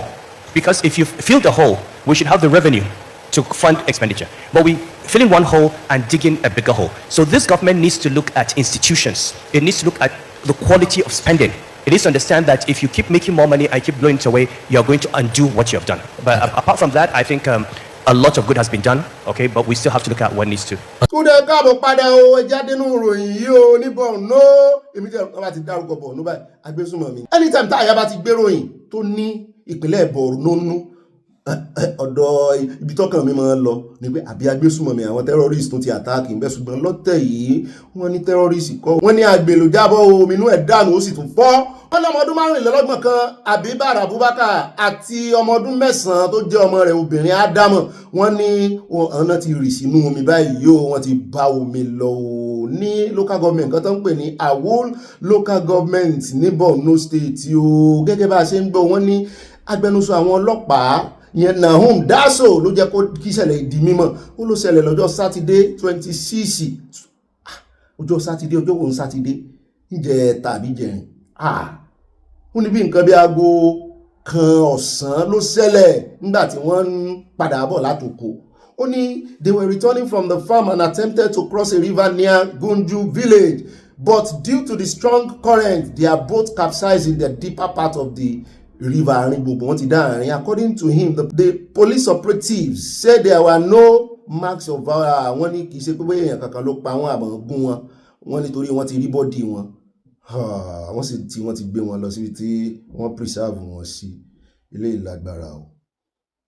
Ìjì tó jà tó gbọ́ bá gan yìí ó gbé Kofi Nene kọ́lọ̀ ń ṣàánú wa Nàìjíríà with different kind of news. Nàìjíríà àtàwọn ìròyìn inú rẹ̀ ẹ jẹ́ á tẹ̀síwájú o nínú ìròyìn táwọn mú ẹnu bàbá yìí o ẹ jẹ́ á dé orílẹ̀-èdè Jamaica níbi tí ìjì líle tó pè ní Hurricane Melissa lẹ́yìn tí wọ́n ní ó ń fi 140 miles per hour ti fi ń sáré mu níye Èkó gan bẹ̀rùn bẹ́ẹ̀ yóò bá fi dẹ́kọ̀ pẹ̀lú eré yóò lo 2 hours Èkó sí Ìbàdàn jàre yóò lo 2 hours something Èkó sí Ìbàdàn ní òkè sí aeroplane mú ń sọ yìí o pẹ̀lú mọ́tò yóò lo 2 hours something àbí ó bá lè sá ó bá mẹ́ni tó mọ̀ wà dáadáa tó sì sáré dára tí mọ́tò ẹ̀ dúró déédéé ó lè mọ́ lò tó 2 hours ó lè lo 1 hour something àwọn kan láwọn lo 1 hour péré ẹ̀fẹ́ eré àsápajúdé nu.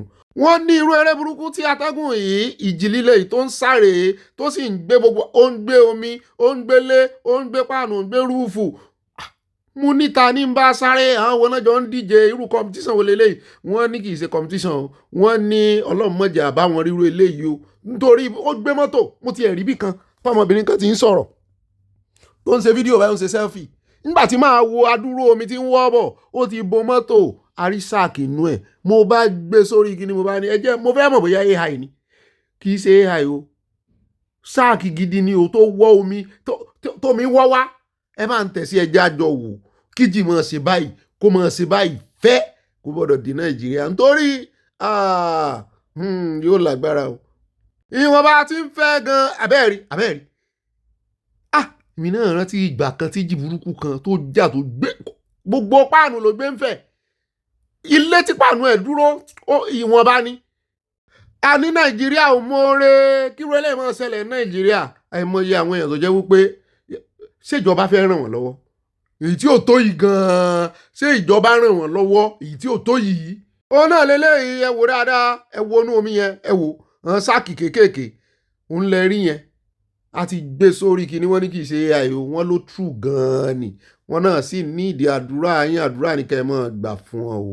ẹ̀yin tí ó sì ṣẹlẹ̀ sí ẹ̀rì mọ́ dúpẹ́ ẹ já kó bẹ́ẹ̀ já dé Kẹ́ńyà níbi tá a ti gbọ́ wípé ọkọ̀ bàálù já wọ́n ní èèyàn 11 ló sì fẹ̀mí ṣòfò wọ́n láwọn tourist àwọn àlejò tí wọ́n lọ sí Kẹ́ńyà tán débẹ̀ rí wọ́n náà gan-an pọ̀ jù ń bẹ̀ ọmọ Germany wà ń bẹ̀ wọ́n ní ọmọ Kẹ́ńyà ẹyọ kan ṣoṣo ló wà ń bẹ̀ òun náà sì ní captain wọn òun ní pilot. mo wá ń bi àyà mi wípé ṣé odidi plane ńlá lélẹ́yìí àbí plane kékeré ni òun náà ló fọ́n kátá tí ò jù báyìí lọ mo ti ẹ̀rù pé mọ́tò ni. wọ́n ní kò jìnnà sí Nairobi Mombasa air safari tó lọ sí safari ni o èèyàn 10 ló gbé wọ́n ní 2 from Germany 1 from Kenya wọ́n ní 8 from Hungary. kọ́lọ́n kó mọ́ sọ wá o eléyìí kọjá bẹ́ẹ̀ o a jẹ́ pé kì í ṣe pléènì ńlá pléènì kékeré ni Ọlọ́run ó fọ̀run kẹ́ wọn wọn rí èèyàn kankan yọ ọmọ gbogbo wọn pátápátá náà bá ìṣẹ̀lẹ̀ náà lọ ẹ ní bọ́jọ́ ọlọ́jọ́ lọ èmi náà ò ní bọ́jọ́ ọlọ́jọ́ lọ bó sorí omi bó sorí ilẹ̀ bó sojú òfurufú àní rìn lọ́jọ́ ibi ń pọ̀nà láṣẹ Ìdùmarè. ó dá níbẹ̀ yìí ẹja wá dé ọ̀dọ̀ ìkànnú àwọn ajagunfẹ̀yìntì ọmọ Nàìjíríà tí bàbá ti ń sọ fún àwọn ológun wípé àwọn tí kúrò sáfìsì lóòótọ́ o ṣùgbọ́n àwọn lè gbà yín mọ́ràn o àwọn sì ó wà lára àwọn o pé ẹ mójú kúrò lára àwọn ajínigbé ẹ concentrate sórí àwọn agbésùnmọ̀mí. pé bẹ́ẹ̀ bá fi rí ìgbà díẹ̀ ẹ ti borí gbogbo àwọn ẹgbẹ́ agbésùnmọ̀mí mo ní Ọlọ́run jẹ́ kan gbọ́ ẹ bá ń tẹ̀sí ilé ẹgbẹ́ àwò bọ́n sì sọ. A governor in Zamfara put up a video to say that he's not getting the support he needs from security agencies. They should allow him to set up a state police, and within 2 months, he will take care of the problem. What does that say to you? Which means that there's a disconnect between the people and the security agencies. And therefore, we have had so many stories that sometimes the security agencies collude with the bandits and criminals. Now, what is important for us is this: separate criminality from insurgency. Let the armed forces face insurgency. Let the armed forces not start running after kidnappers in Kwara State or bandits in Zamfara. And they connected. Paramilitary police. The paramilitary police was created. The paramilitary police was created as the mobile force, as a paramilitary police. And what do you call a paramilitary? To be able to take up what the military does not need to do. The military is doing what they did not need to do right now. And everybody just keeping quiet. What is the paramilitary police doing? You put paramilitary police together under the police. The IGP is very happy. He has policing, he has paramilitary policing. It's not his job. Separate policing from banditry and so on. And once you can do that, by creating state police, and in some countries, in fact, not only do you have a state police, you have police commandos too, so that they can solve some of the problems within the state when it comes to banditry and something like that. Some people come up with the argument that, oh no, you give them, the governor will control them. Why not? You say the governor, according to his constitution, is the chief security officer. Why is he not supposed to have the power to control security agencies in his own state? in every federal system, you must have this 3-tier public safety system. You must have this 3-tier public local government, state, federal. In the case of federal, you don't need policing at the federal level. You don't need policing at all because public safety is bottom up. If your village, my village is safe, Nigeria will be safe. Nigeria will be safe. It's as simple. It's logical. ẹ wo èmi gbẹ́kùndú sí rambanda fún bàbá yìí ọlọ́run ọba mọ̀ general ni wọ́n o bẹ́ẹ̀ ṣe ń wò wọ́n yìí o wọ́n ṣe ìwúrú gbọ̀n nígbà tán kúrò níléeṣẹ́ ológun ni o wọ́n ìwúrú gbọ̀n tẹ́lẹ̀ o ọ̀rọ̀ ńlá ni bàbá yìí sọ pàápàá jùlọ lórí ẹ̀rù tó ń ba àwọn politician yìí pẹ̀lú àwọn ọlọ́pàá state police ẹ wá wo ibi tọ́rọ̀ dé dúró wọ́n ń bẹ̀rù wípé kí àwọn gómìnà náà wọ́n sì burú wọn tí ìlágbára tó yìí gan wọn ń ṣe báyìí ṣùgbọ́n ìwọ̀n agbára tí ààrẹ ní àwọn náà mọ̀ ní immunity wọn jọ ń jẹ ni nǹkan kan ló kàn yàtọ̀ police ó ní wọ́n ní paramilitary ó ní kì í sojúṣe wọn ni ẹ gbé fún àwọn tó jójúṣe wọn ó ní ṣùgbọ́n agbára ẹ̀rù tí ń bà yín wípé gómìnà ò ní wọ́n lágbára jù wọ́n ṣe ó ní wọ́n ní o ṣùgbọ́n wọ́n tún ní agbára láti fi tackle insecurity wọn àwọn aráàlú ò mọ̀ rè sẹ́ẹ̀rí ó dọjọ́ táráàlú bá bẹ̀rẹ̀ sí ní ibi àwọn gómìnà wọn lẹ́jọ́ tán ti ẹ̀ kọ́kọ́ mójú kúrò lára president whosoever tó bá wà lórí ipò kan fèsì kínní wọn káwọn tí local government náà fèsì chairman wọn ṣé ẹ wá rí gbogbo ẹ̀rù tí ń bà wọ́n yìí òótọ́ tó kẹ́rù báyàn pẹ̀lú bọ́n gómìnà ṣe ń ṣe rádaràda ṣùgbọ́n nǹkan kan ni wípé competition máa wà àtọlọ́pàá federal àtọlọ́pàá state wọ́n á máa competition á wà láàrin wọn in fact yóò jẹ́ kó yá láti ṣera wọn pa wọ́n mọ̀ kọjú síra wọn ni bọ́lọ́pàá federal bá kóra rẹ̀ wá ọlọ́pàá state náà ṣe kí ni wọ́n dojú kọra wọn ṣé ẹ wá ríbi tí ó ti dáa ni táwọn aráàlú bá lè dá sígbà recruitment tán jẹ́ kán recruit àwọn wèrè síbẹ̀ tó já wọn mọ́ onílẹ̀ àwọn tó nífẹ̀ẹ́ ìlú wọn gangan ni wọ́n recruit síbẹ̀ tí ì ṣe àwọn tí wọ́n ṣe bí àwọn agúnlẹ̀ chamber tàbáyé irú ẹ̀sùn tó fi ń kan àmọ̀tẹ́kùn ọ̀gá àmọ̀tẹ́kùn báyìí tí ì ṣe irú àwọn tí ó mọ̀ lo agbára tán mọ̀ fi ṣèṣekúṣe o ọlọ́run ọba mọ̀ ìbàdá ṣùgbọ́n tá a wá náà ní agbára ó dọ̀wọ́ rẹ̀ tí ò ní gùngún òsì ìyẹn kan ní mọ̀mọ́ tágbára ó dọ̀wọ́ rẹ̀ nú àwọn ọmọ Yorùbá tí ò ní ṣe bí ẹni pò ń lọ lọ́hùn ẹni ta ni bàbá wa Sunday Igboho ó ẹ là ń pọ́n lé kódà ẹ mọ̀ pọ́n ti yín lé ẹ ń tá a rí inú ẹ ń tá a lè pọ́n lénu ó nìkan ni lẹ́mí mi sọ fún mi wípé bó bá nírú nẹ́tíwọ̀kì yẹn tán irú agbára tán ń gbélé irú àwọn tó ń polo lọ́wọ́ tán fi ń sọ abẹ́ẹ̀rí ni Niger Delta náà ti ń repo àwọn ọmọ ìlú wọn náà wá ró lágbára wípé kàkà tẹ́ fi mọ̀ dà wá láàmú ẹjẹ́ àtún yín ṣe ká rehabilitate yín wọ́n wá fún wọn lamnesty ní tó wá ń dá amnesty Sunday Igboho dúró tí yé mi Ọọ̀ni of Ifẹ̀ bójú bá yọjú kóhùn mọ́ yẹ o ẹ mọ́ gbàgbé wa o. ẹ fọwọ́sowọ́pọ̀ pẹ̀lú àwọn ọba tó kù ó ti ẹ̀yẹ kẹ́ ẹ ti bá Aláàfin of Ọ̀yọ́ sọ ó yẹ kẹ́yìn àti Aláàfin ti ṣe mítìn lórí ọ̀rọ̀ kí ló dé ẹ tètè ẹ yára ẹ mọ́ dènà pẹ́nu Ọlọ́run ó sì fún yín ṣe yóò ṣe àtìlẹ́yìn àwọn alálẹ̀ ó tì í lẹ́yìn o kẹ́ ẹ tètè bá wa ṣe kó yanjú o. ó dáa nígbà yẹn já wá sáré dé Ẹdó níbi tí ojú ti gbà mí tì fún àwọn olóṣèlú yín ǹjẹ́ ti gbóhun tó ṣẹlẹ̀ nípínlẹ̀ Ẹdó láàrin àwọn aláìlójútì méjì tí wọ́n pe ara wọn ní former deputy governor Bada Shaibu àti Ọmọbáyọ̀ ṣé ẹ rántí pé ṣe ni wọ́n impeach Shaibu ó ní deputy ẹni tó gbéjọba lẹ̀ fún ọ̀pẹ bolo. wọ́n ní kò sì sẹ̀yìn ọ̀gá rẹ̀ nígbà náà Ọbaṣẹ́kì mo ní sí Ọbaṣẹ́kì ló wá impeach ẹ̀ báwọn ọmọlẹ́gbẹ̀mọ́ wọn ni wọ́n jọ pawọ́pọ̀ ni. wọ́n ní lọ́rọ̀ kan ilé ẹjọ́ dá padà ṣùgbọ́n ẹni tó gbapò nígbà náà Ọmọbáyọ̀ wọn náà jọ wà ní sọ̀mìtì àwọn former deputy ní náà bá ní kí former deputy àbí ẹni tó bá former deputy sì pọ̀ ń bẹ̀ ṣùgbọ́n the most recent náà ni kó wá sọ̀rọ̀ náà méjèèjì bá jọ dìde sáàpò kan náà bá ń wúra wọn pé so sí èrè ni wọ́n impeach òun lóòótọ́ ṣùgbọ́n ilé ẹjọ́ ti dóhùn padà ìwọ iná sì rèé ilé ẹjọ́ ti sọ pé gbogbo dúkìá ìjọba tó wà lọ́wọ́ rẹ̀ kó dá padà ṣé wọ́n máa ń kó dúkìá ìjọba lọ ní kí ní ìsíwá lójú gan ni o á tẹ ọ̀rọ̀ wọn sí ní ìsìn ṣùgbọ́n ó járọ̀ wọn ó jẹ́ àmọ́ bí ṣe ń lọ àṣìṣe bá ti kúrò lórí oyè wọn máa ń gbé dúkìá ìjọba lọ àti mọ́tò àti gbogbo ẹ̀ in fact ibi tí Shaibu ti ń sọ fún wípé àwọn ti lọ ilé ẹjọ́ pé the only thing ni wípé kó mọ́ claim pò ń ṣe deputy rí nítorí ilé ẹjọ́ ti fagilé ṣùgbọ́n òun sọ Ọlọ́run sì ń gbowó oṣù di ṣé November ní last year wọ́n wá bí pé ó dáa ṣé òun gba àjẹmọ́nú gẹ́gẹ́ bí owó fẹ̀yìntì gẹ́gẹ́ bí ex-deputy kò bá lè dáhùn ó ní kàn rí ibi ṣàìbù náà sóun náà ń gbà ẹ̀jẹ̀ ọ̀bọ̀n méjèèjì sí dójú tira wọn. Marvelous. All right. So thank you very much for being around. Yeah.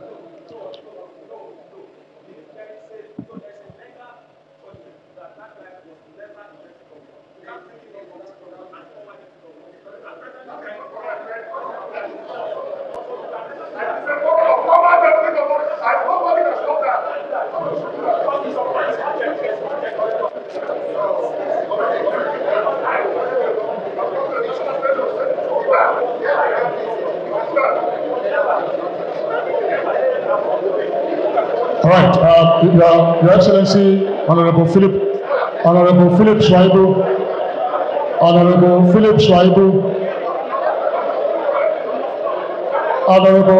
Schreiber, the national chairman of the forum, is.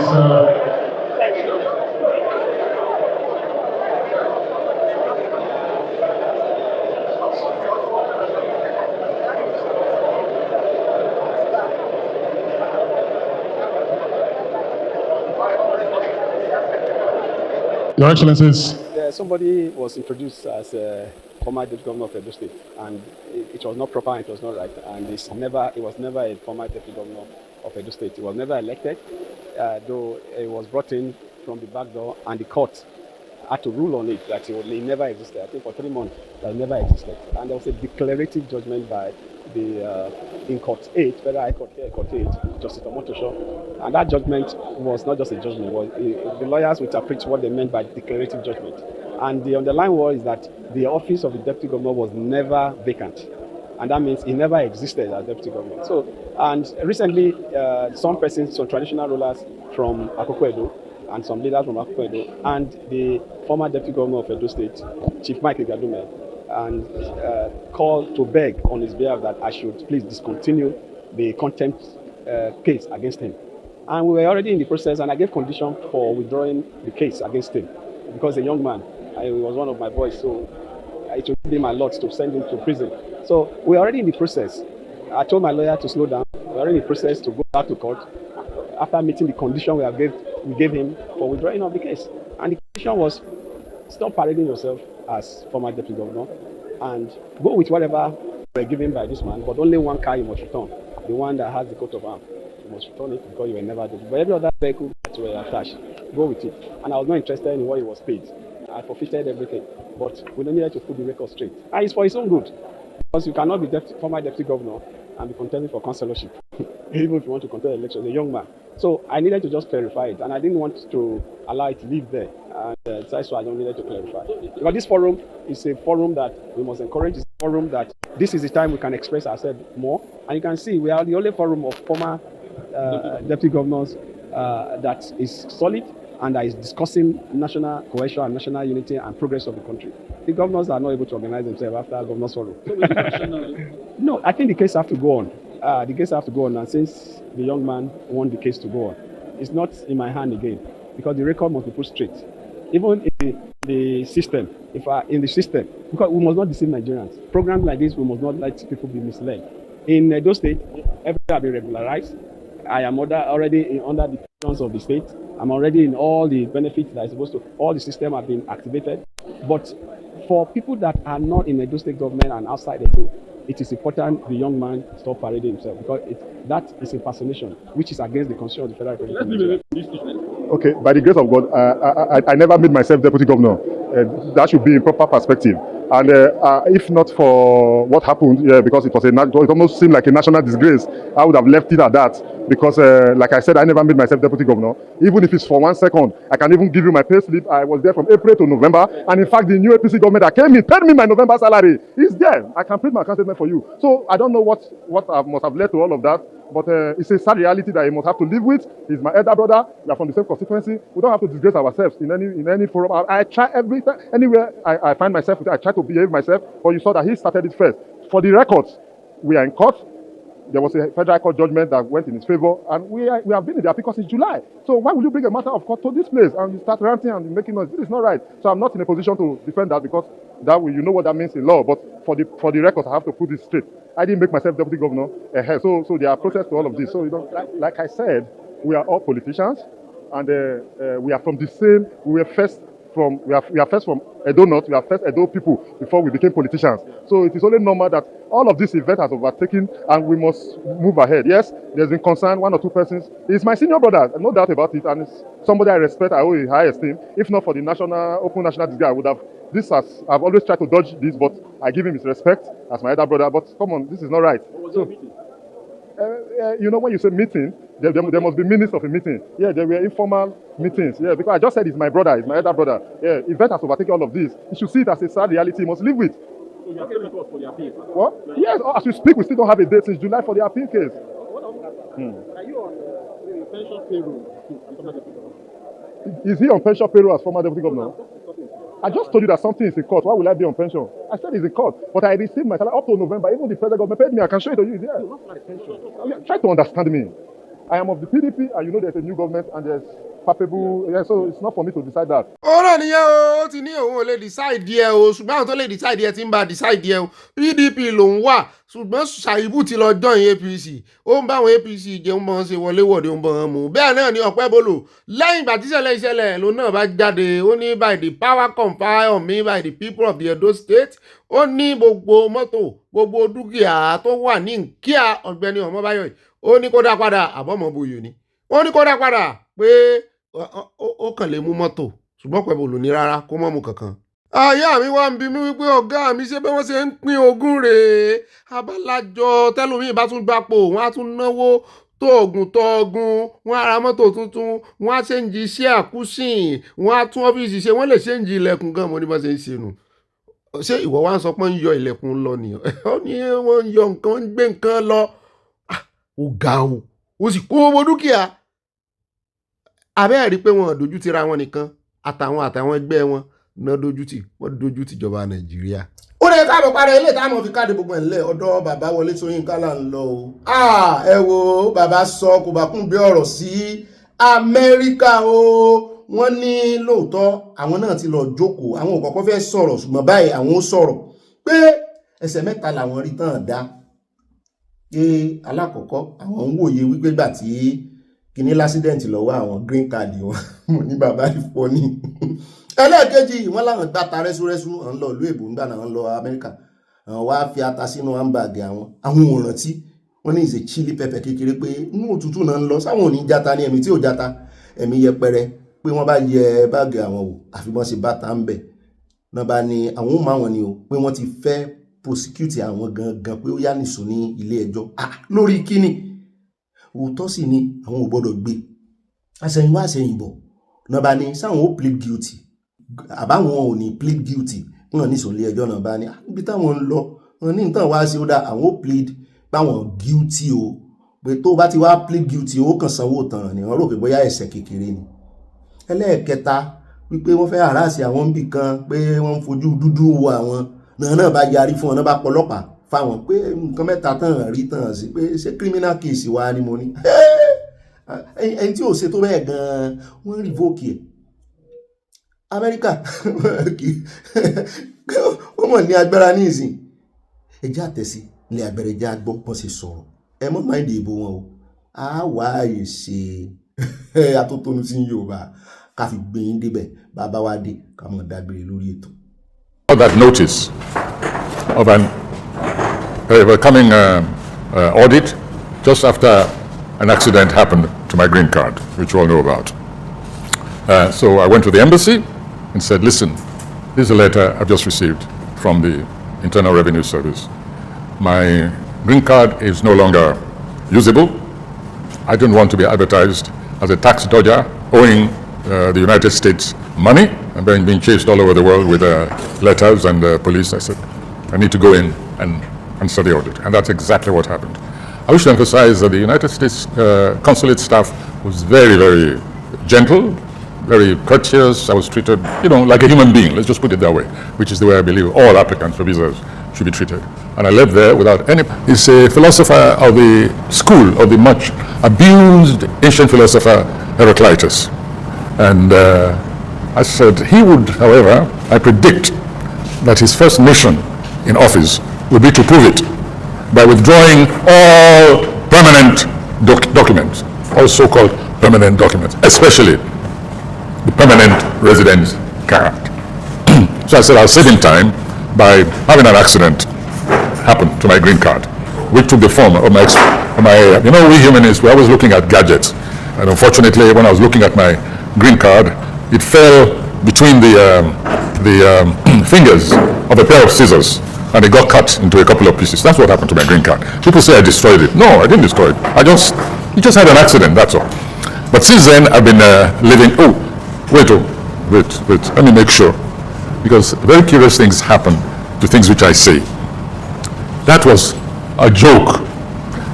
I don't want to read in the papers, Wole Soyinka started lying, saying that an accident happened to his green card. Oh, please, I have to be very careful. All right. So anyway, I no longer had a green card. That's what my. lọ́rọ̀ kan bàbá Ṣayọ̀ sísọ́ọ̀sì green card oní green card tán dọ́kúmẹ̀ntì America property wọn bá gé wẹ́lẹ́wẹ́lẹ́ wọ́n láwọn ń ṣe ni wípé accident ní green card àwọn kọlù lọ́wọ́ sísọ́ọ̀sì wọn náà CVI wọ́n ní so káwọn oníròyìn ká mọ́ gbé wípé ṣe báwọn sọ pé bàjẹ́ lọ́jọ́ sí gé pé àwọn tán fẹ́ fi jókì àwọn kan fẹ́ fi ṣe yẹ̀yẹ́ ṣùgbọ́n bàjẹ́ wọn sì ti rí òye wípé bí Trump bá ṣe ń padà débẹ̀ báyìí pé yóò fẹ́ revoke ẹ̀ kàn kúkú save in time. wọ́n náà sì mọ̀ọ́mọ̀ ṣe ni pé àwọn demote ara wọn pé àwọn ò promote demote ara àwọn ò ní permanent residence lọ́wọ́ mọ́ wá kúkú ń gba visa gẹ́gẹ́ bí àlejò bí tourist nílùú tí ẹ̀ńtẹ́ láìkì tí ń ṣèjọba tẹ́ ẹ ti mọ̀ọ́mọ̀ ya tó máa gbé yín lọ́wọ́ tí ó fún yín ní easy access ẹsẹ̀ wàá sọra yín di ẹni tí ó máa gba visa àwọn èèyàn sọ̀rọ̀ sí wọn wà gbé èèyàn kan bọ̀ ẹ̀jẹ̀ akọ́bọ̀ ògbà tó tónu wọn tán. I demoted myself by circumstances from permanent resident to just another tourist business entry and department. By coincidence, when I read that letter of revocation, I actually had some American citizens visiting me. They came for the Badagry Door Return Festival, and from there they came to visit in Abeokuta. I wasn't there, but they were made at home and they were able to go around the place and even have.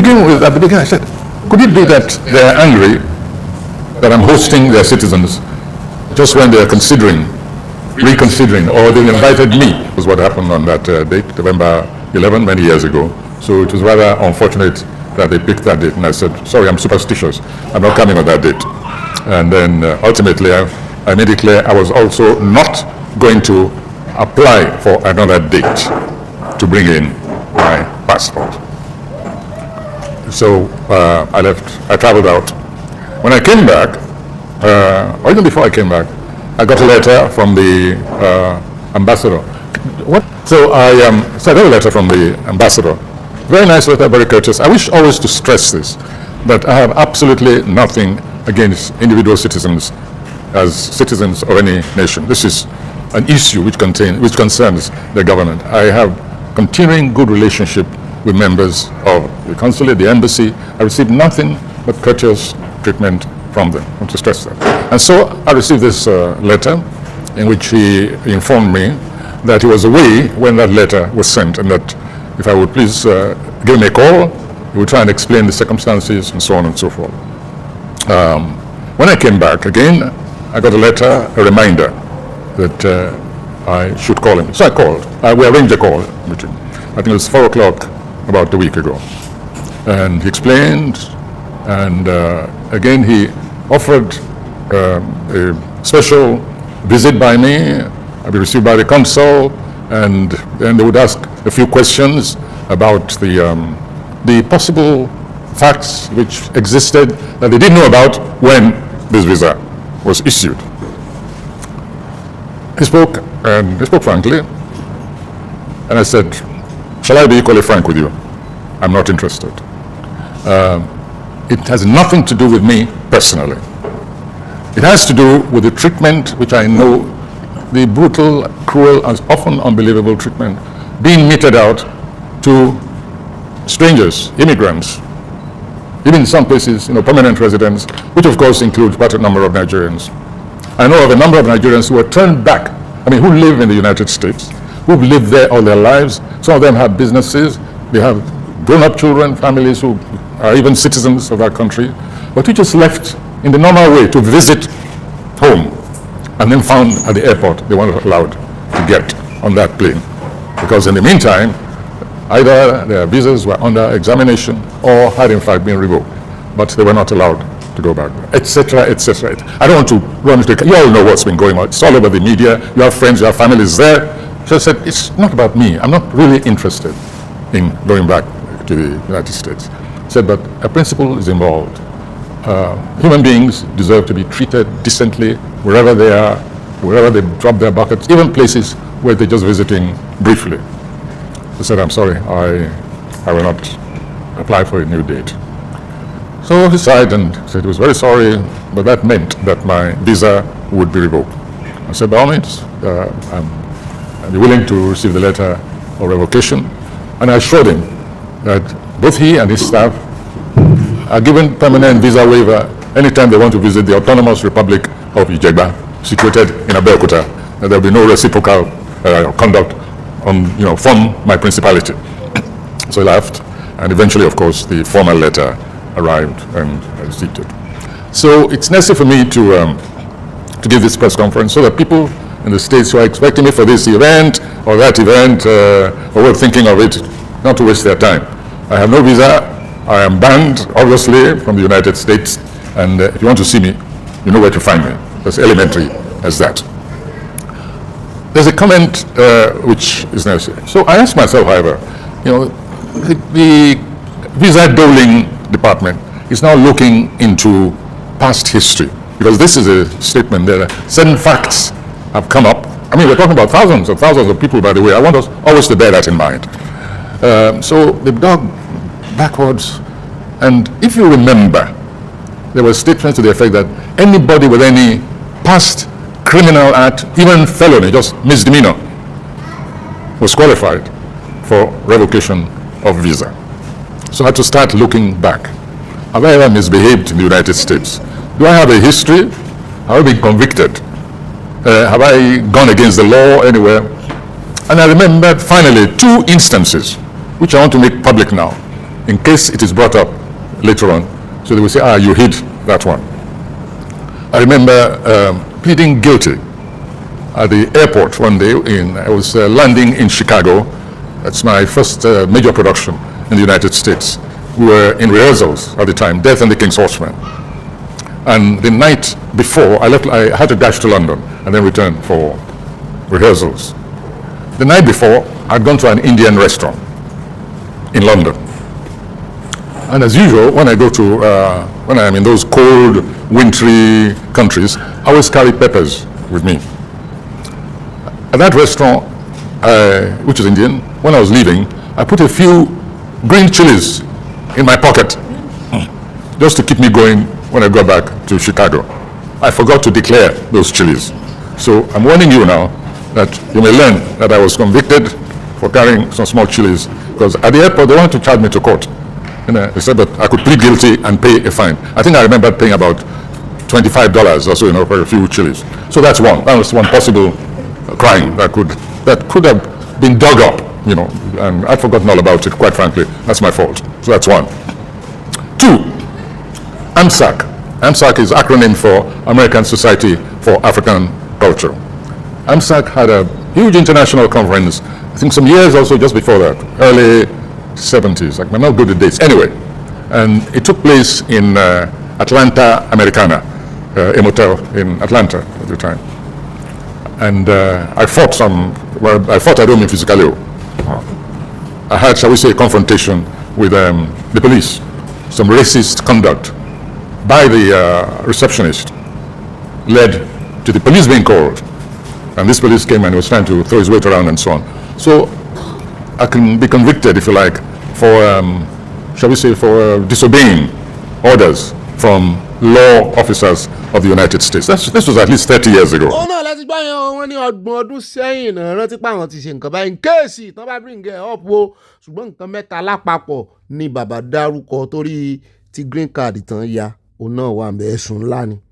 nídìí èyí àwọn èèyàn fún bàbá ń gba asbos wọ́n ní bẹ́ẹ̀ tí ẹ ṣe presentation yìí gan wọ́n ló dáa bẹ́ẹ̀ ṣe sòótọ́ ṣùgbọ́n bí àwàdà bí yẹ̀yẹ̀ tẹ́ ń fi wọ́n ṣe wọ́n lẹ́yìn lẹ tọ́jà wọn wọ́n nílùú wọn ni ní tó bá wù wọ́n náà lè fi ìlú wọn dá lára gbogbo ìgbésẹ̀ tẹ́ sílẹ̀ láìkì tán gbé àwọn ọmọ ìlú wọn náà gbé sí kí wá ló ka yín lára tó bẹ̀ tẹ́ fi lọ ya ìwé ìlú onílùú wọ́n lọ ẹ̀ka rẹ̀ Tinubu báyìí wọ́n lè wọ́n ta rẹ̀ Tinubu mẹ́ ẹ jẹ́ wá gbọ́ lẹ́nu kan náà ọmọ Nàìjíríà tó dìídì bọ̀ síwájú kámẹ́rà tó fún wọn gba asbos náà ló kọ.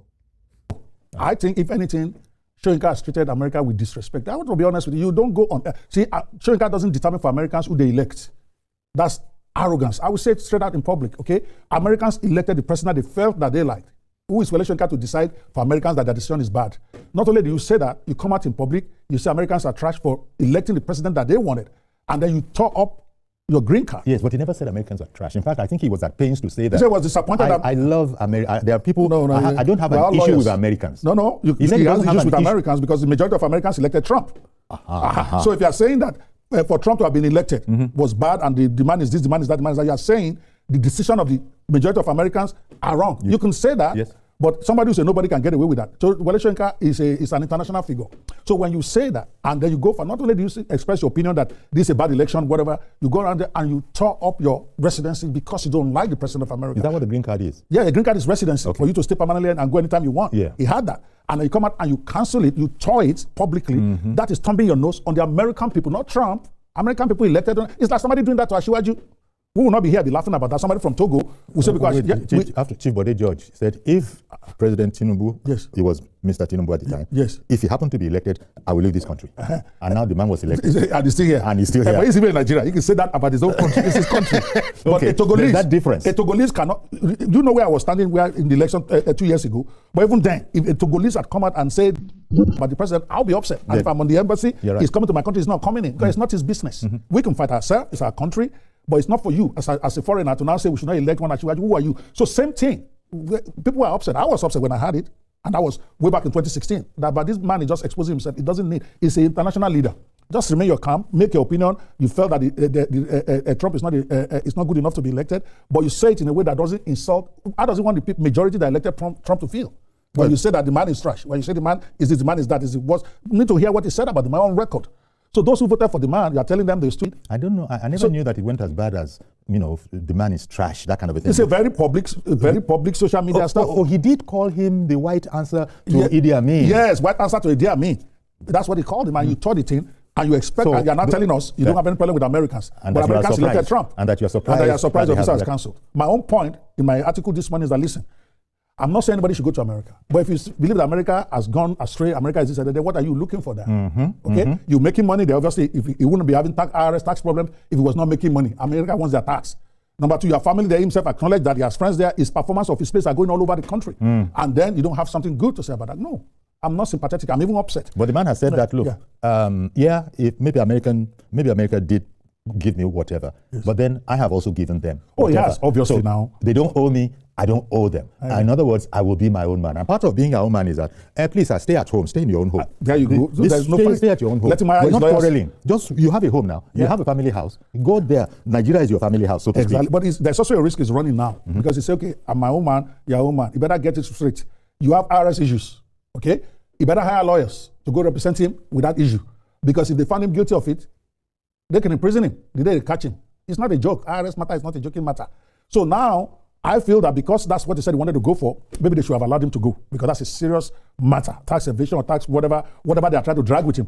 Okay? Now, we don't know what the facts of the tax issues are, but we know he has one because he himself said it. Yes. And IRS matter is not something, I won't sleep if I have IRS problem. In fact, kò sẹ́ni tó gbọ́dọ̀ lójú oorun tó bá fi lè ní problem pẹ̀lú tax sórí ntí lọ́ọ̀yà bá ń wò ntí wọ́n ń tẹnu mọ́ lélẹ̀ wípé àṣejù nírun àyà àwa Nàìjíríà náà la sì mọ́ ránjú mọ́ ìlú onílùú ètìlú yín ò tí ì tó yín ẹ̀ ń complain nípa àwọn olórí yín ẹ̀ ń complain nípa ìlú yín kí ló kàn yín nípa ìgbésẹ̀ Trump kí ló kàn yín nípa ìgbésẹ̀ Badenoch ní ibi tó ti yàn sípò kí ló kàn yín bẹ́ẹ̀ gbogbo bó sì ṣe ń lọ tán ní resident kínní wọ́n lórí ọ̀fẹ́ ń gbà yẹn gbogbo talks tán give tán fún wọn lówó ń bẹ̀ wọ́n make owó nílùú yẹn bóyá wọn ní problem pẹ̀lú tax ń gbà náà ṣùgbọ́n lẹ́yìn ìgbà tán ti fọwọ́ ara wọn yá àwọn náà sọ wípé àwọn sì lọ wọ́n sì lè give talk ń bẹ̀ wọ́n make owó bet ẹ ti padà di visitor ẹ sọra yín di visitor ẹ̀yin lẹ fúnra yín wọ́n ti revoke ti kínní tipẹ́ wọ́n kàn sẹ́kọ́ lẹ́tà sí yẹn ni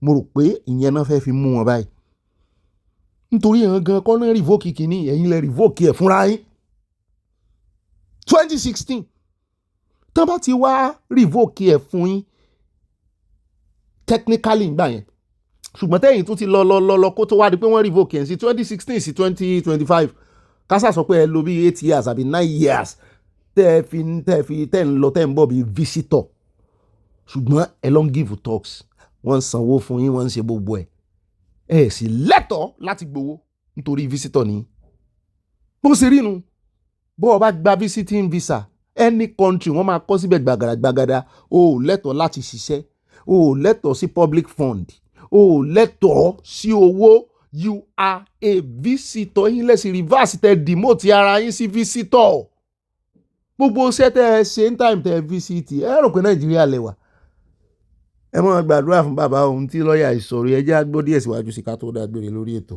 àti pẹ́. Pay the taxes there. So obviously there's some big, you are right, we're not going to make an assumption that he dodged any taxes, but there's some serious issues here for him to think he has to go to America to go talk about his tax issues. It's not the only one. That is what he said was the sole purpose of this visit. Yes. That I think he was planning. Yes, but they invited him to come and talk about it. Maybe the discussion would have been, oh, you don't need to go to America to go talk about this tax stuff. Send us documentation. We don't know what it would have been. Yeah. But he said no to that. And I want Nigerians who are upset about this, try to imagine somebody from Republic of Benin wants to come to Nigeria. He has our visa. We sent him a letter, come for a discussion about developments on your visa. And he tells us he's not coming. And he wants to keep that visa. No, you can't do that. Even the letter they sent to you, because this is my thing, I've been practicing immigration law 27 years in America now. When they send you that letter, they put it at the bottom. That if you don't come, your visa will be revoked. So he can't tell me he's surprised. They told him in the letter, I'm 100% sure of that. Because I got those letters for some of my clients. ṣùgbọ́n kankan tí àwọn ọmọ Nàìjíríà náà tó wá rán Mr. Ọpẹ́ lọ́ọ̀yà Ọpẹ́ bá ń wò létí náà ni pé bàbá Wole Soyinka professor wọ́n sọ wípé ó bá wọn lábàádì o wọ́n sọ pé àwọn ò ní kán mọ́ revoke ẹ̀ wọ́n náà gan-an sọ wípé ẹ revoke ẹ̀ ṣùgbọ́n àwọn náà gbìyànjú wọ́n tọ̀ mọ́lẹ̀ sí fún wa torí mi ò mọ̀ wípé torí ọ̀rọ̀ tax náà ṣe fẹ́ rìnrìn àjò ìbá sì dáa o ṣé gbogbo àwọn àgbàlagbà wa ní ọ̀wà mọ́ sálá Amẹ́ríkà ẹni ta ni mò ń bá wí.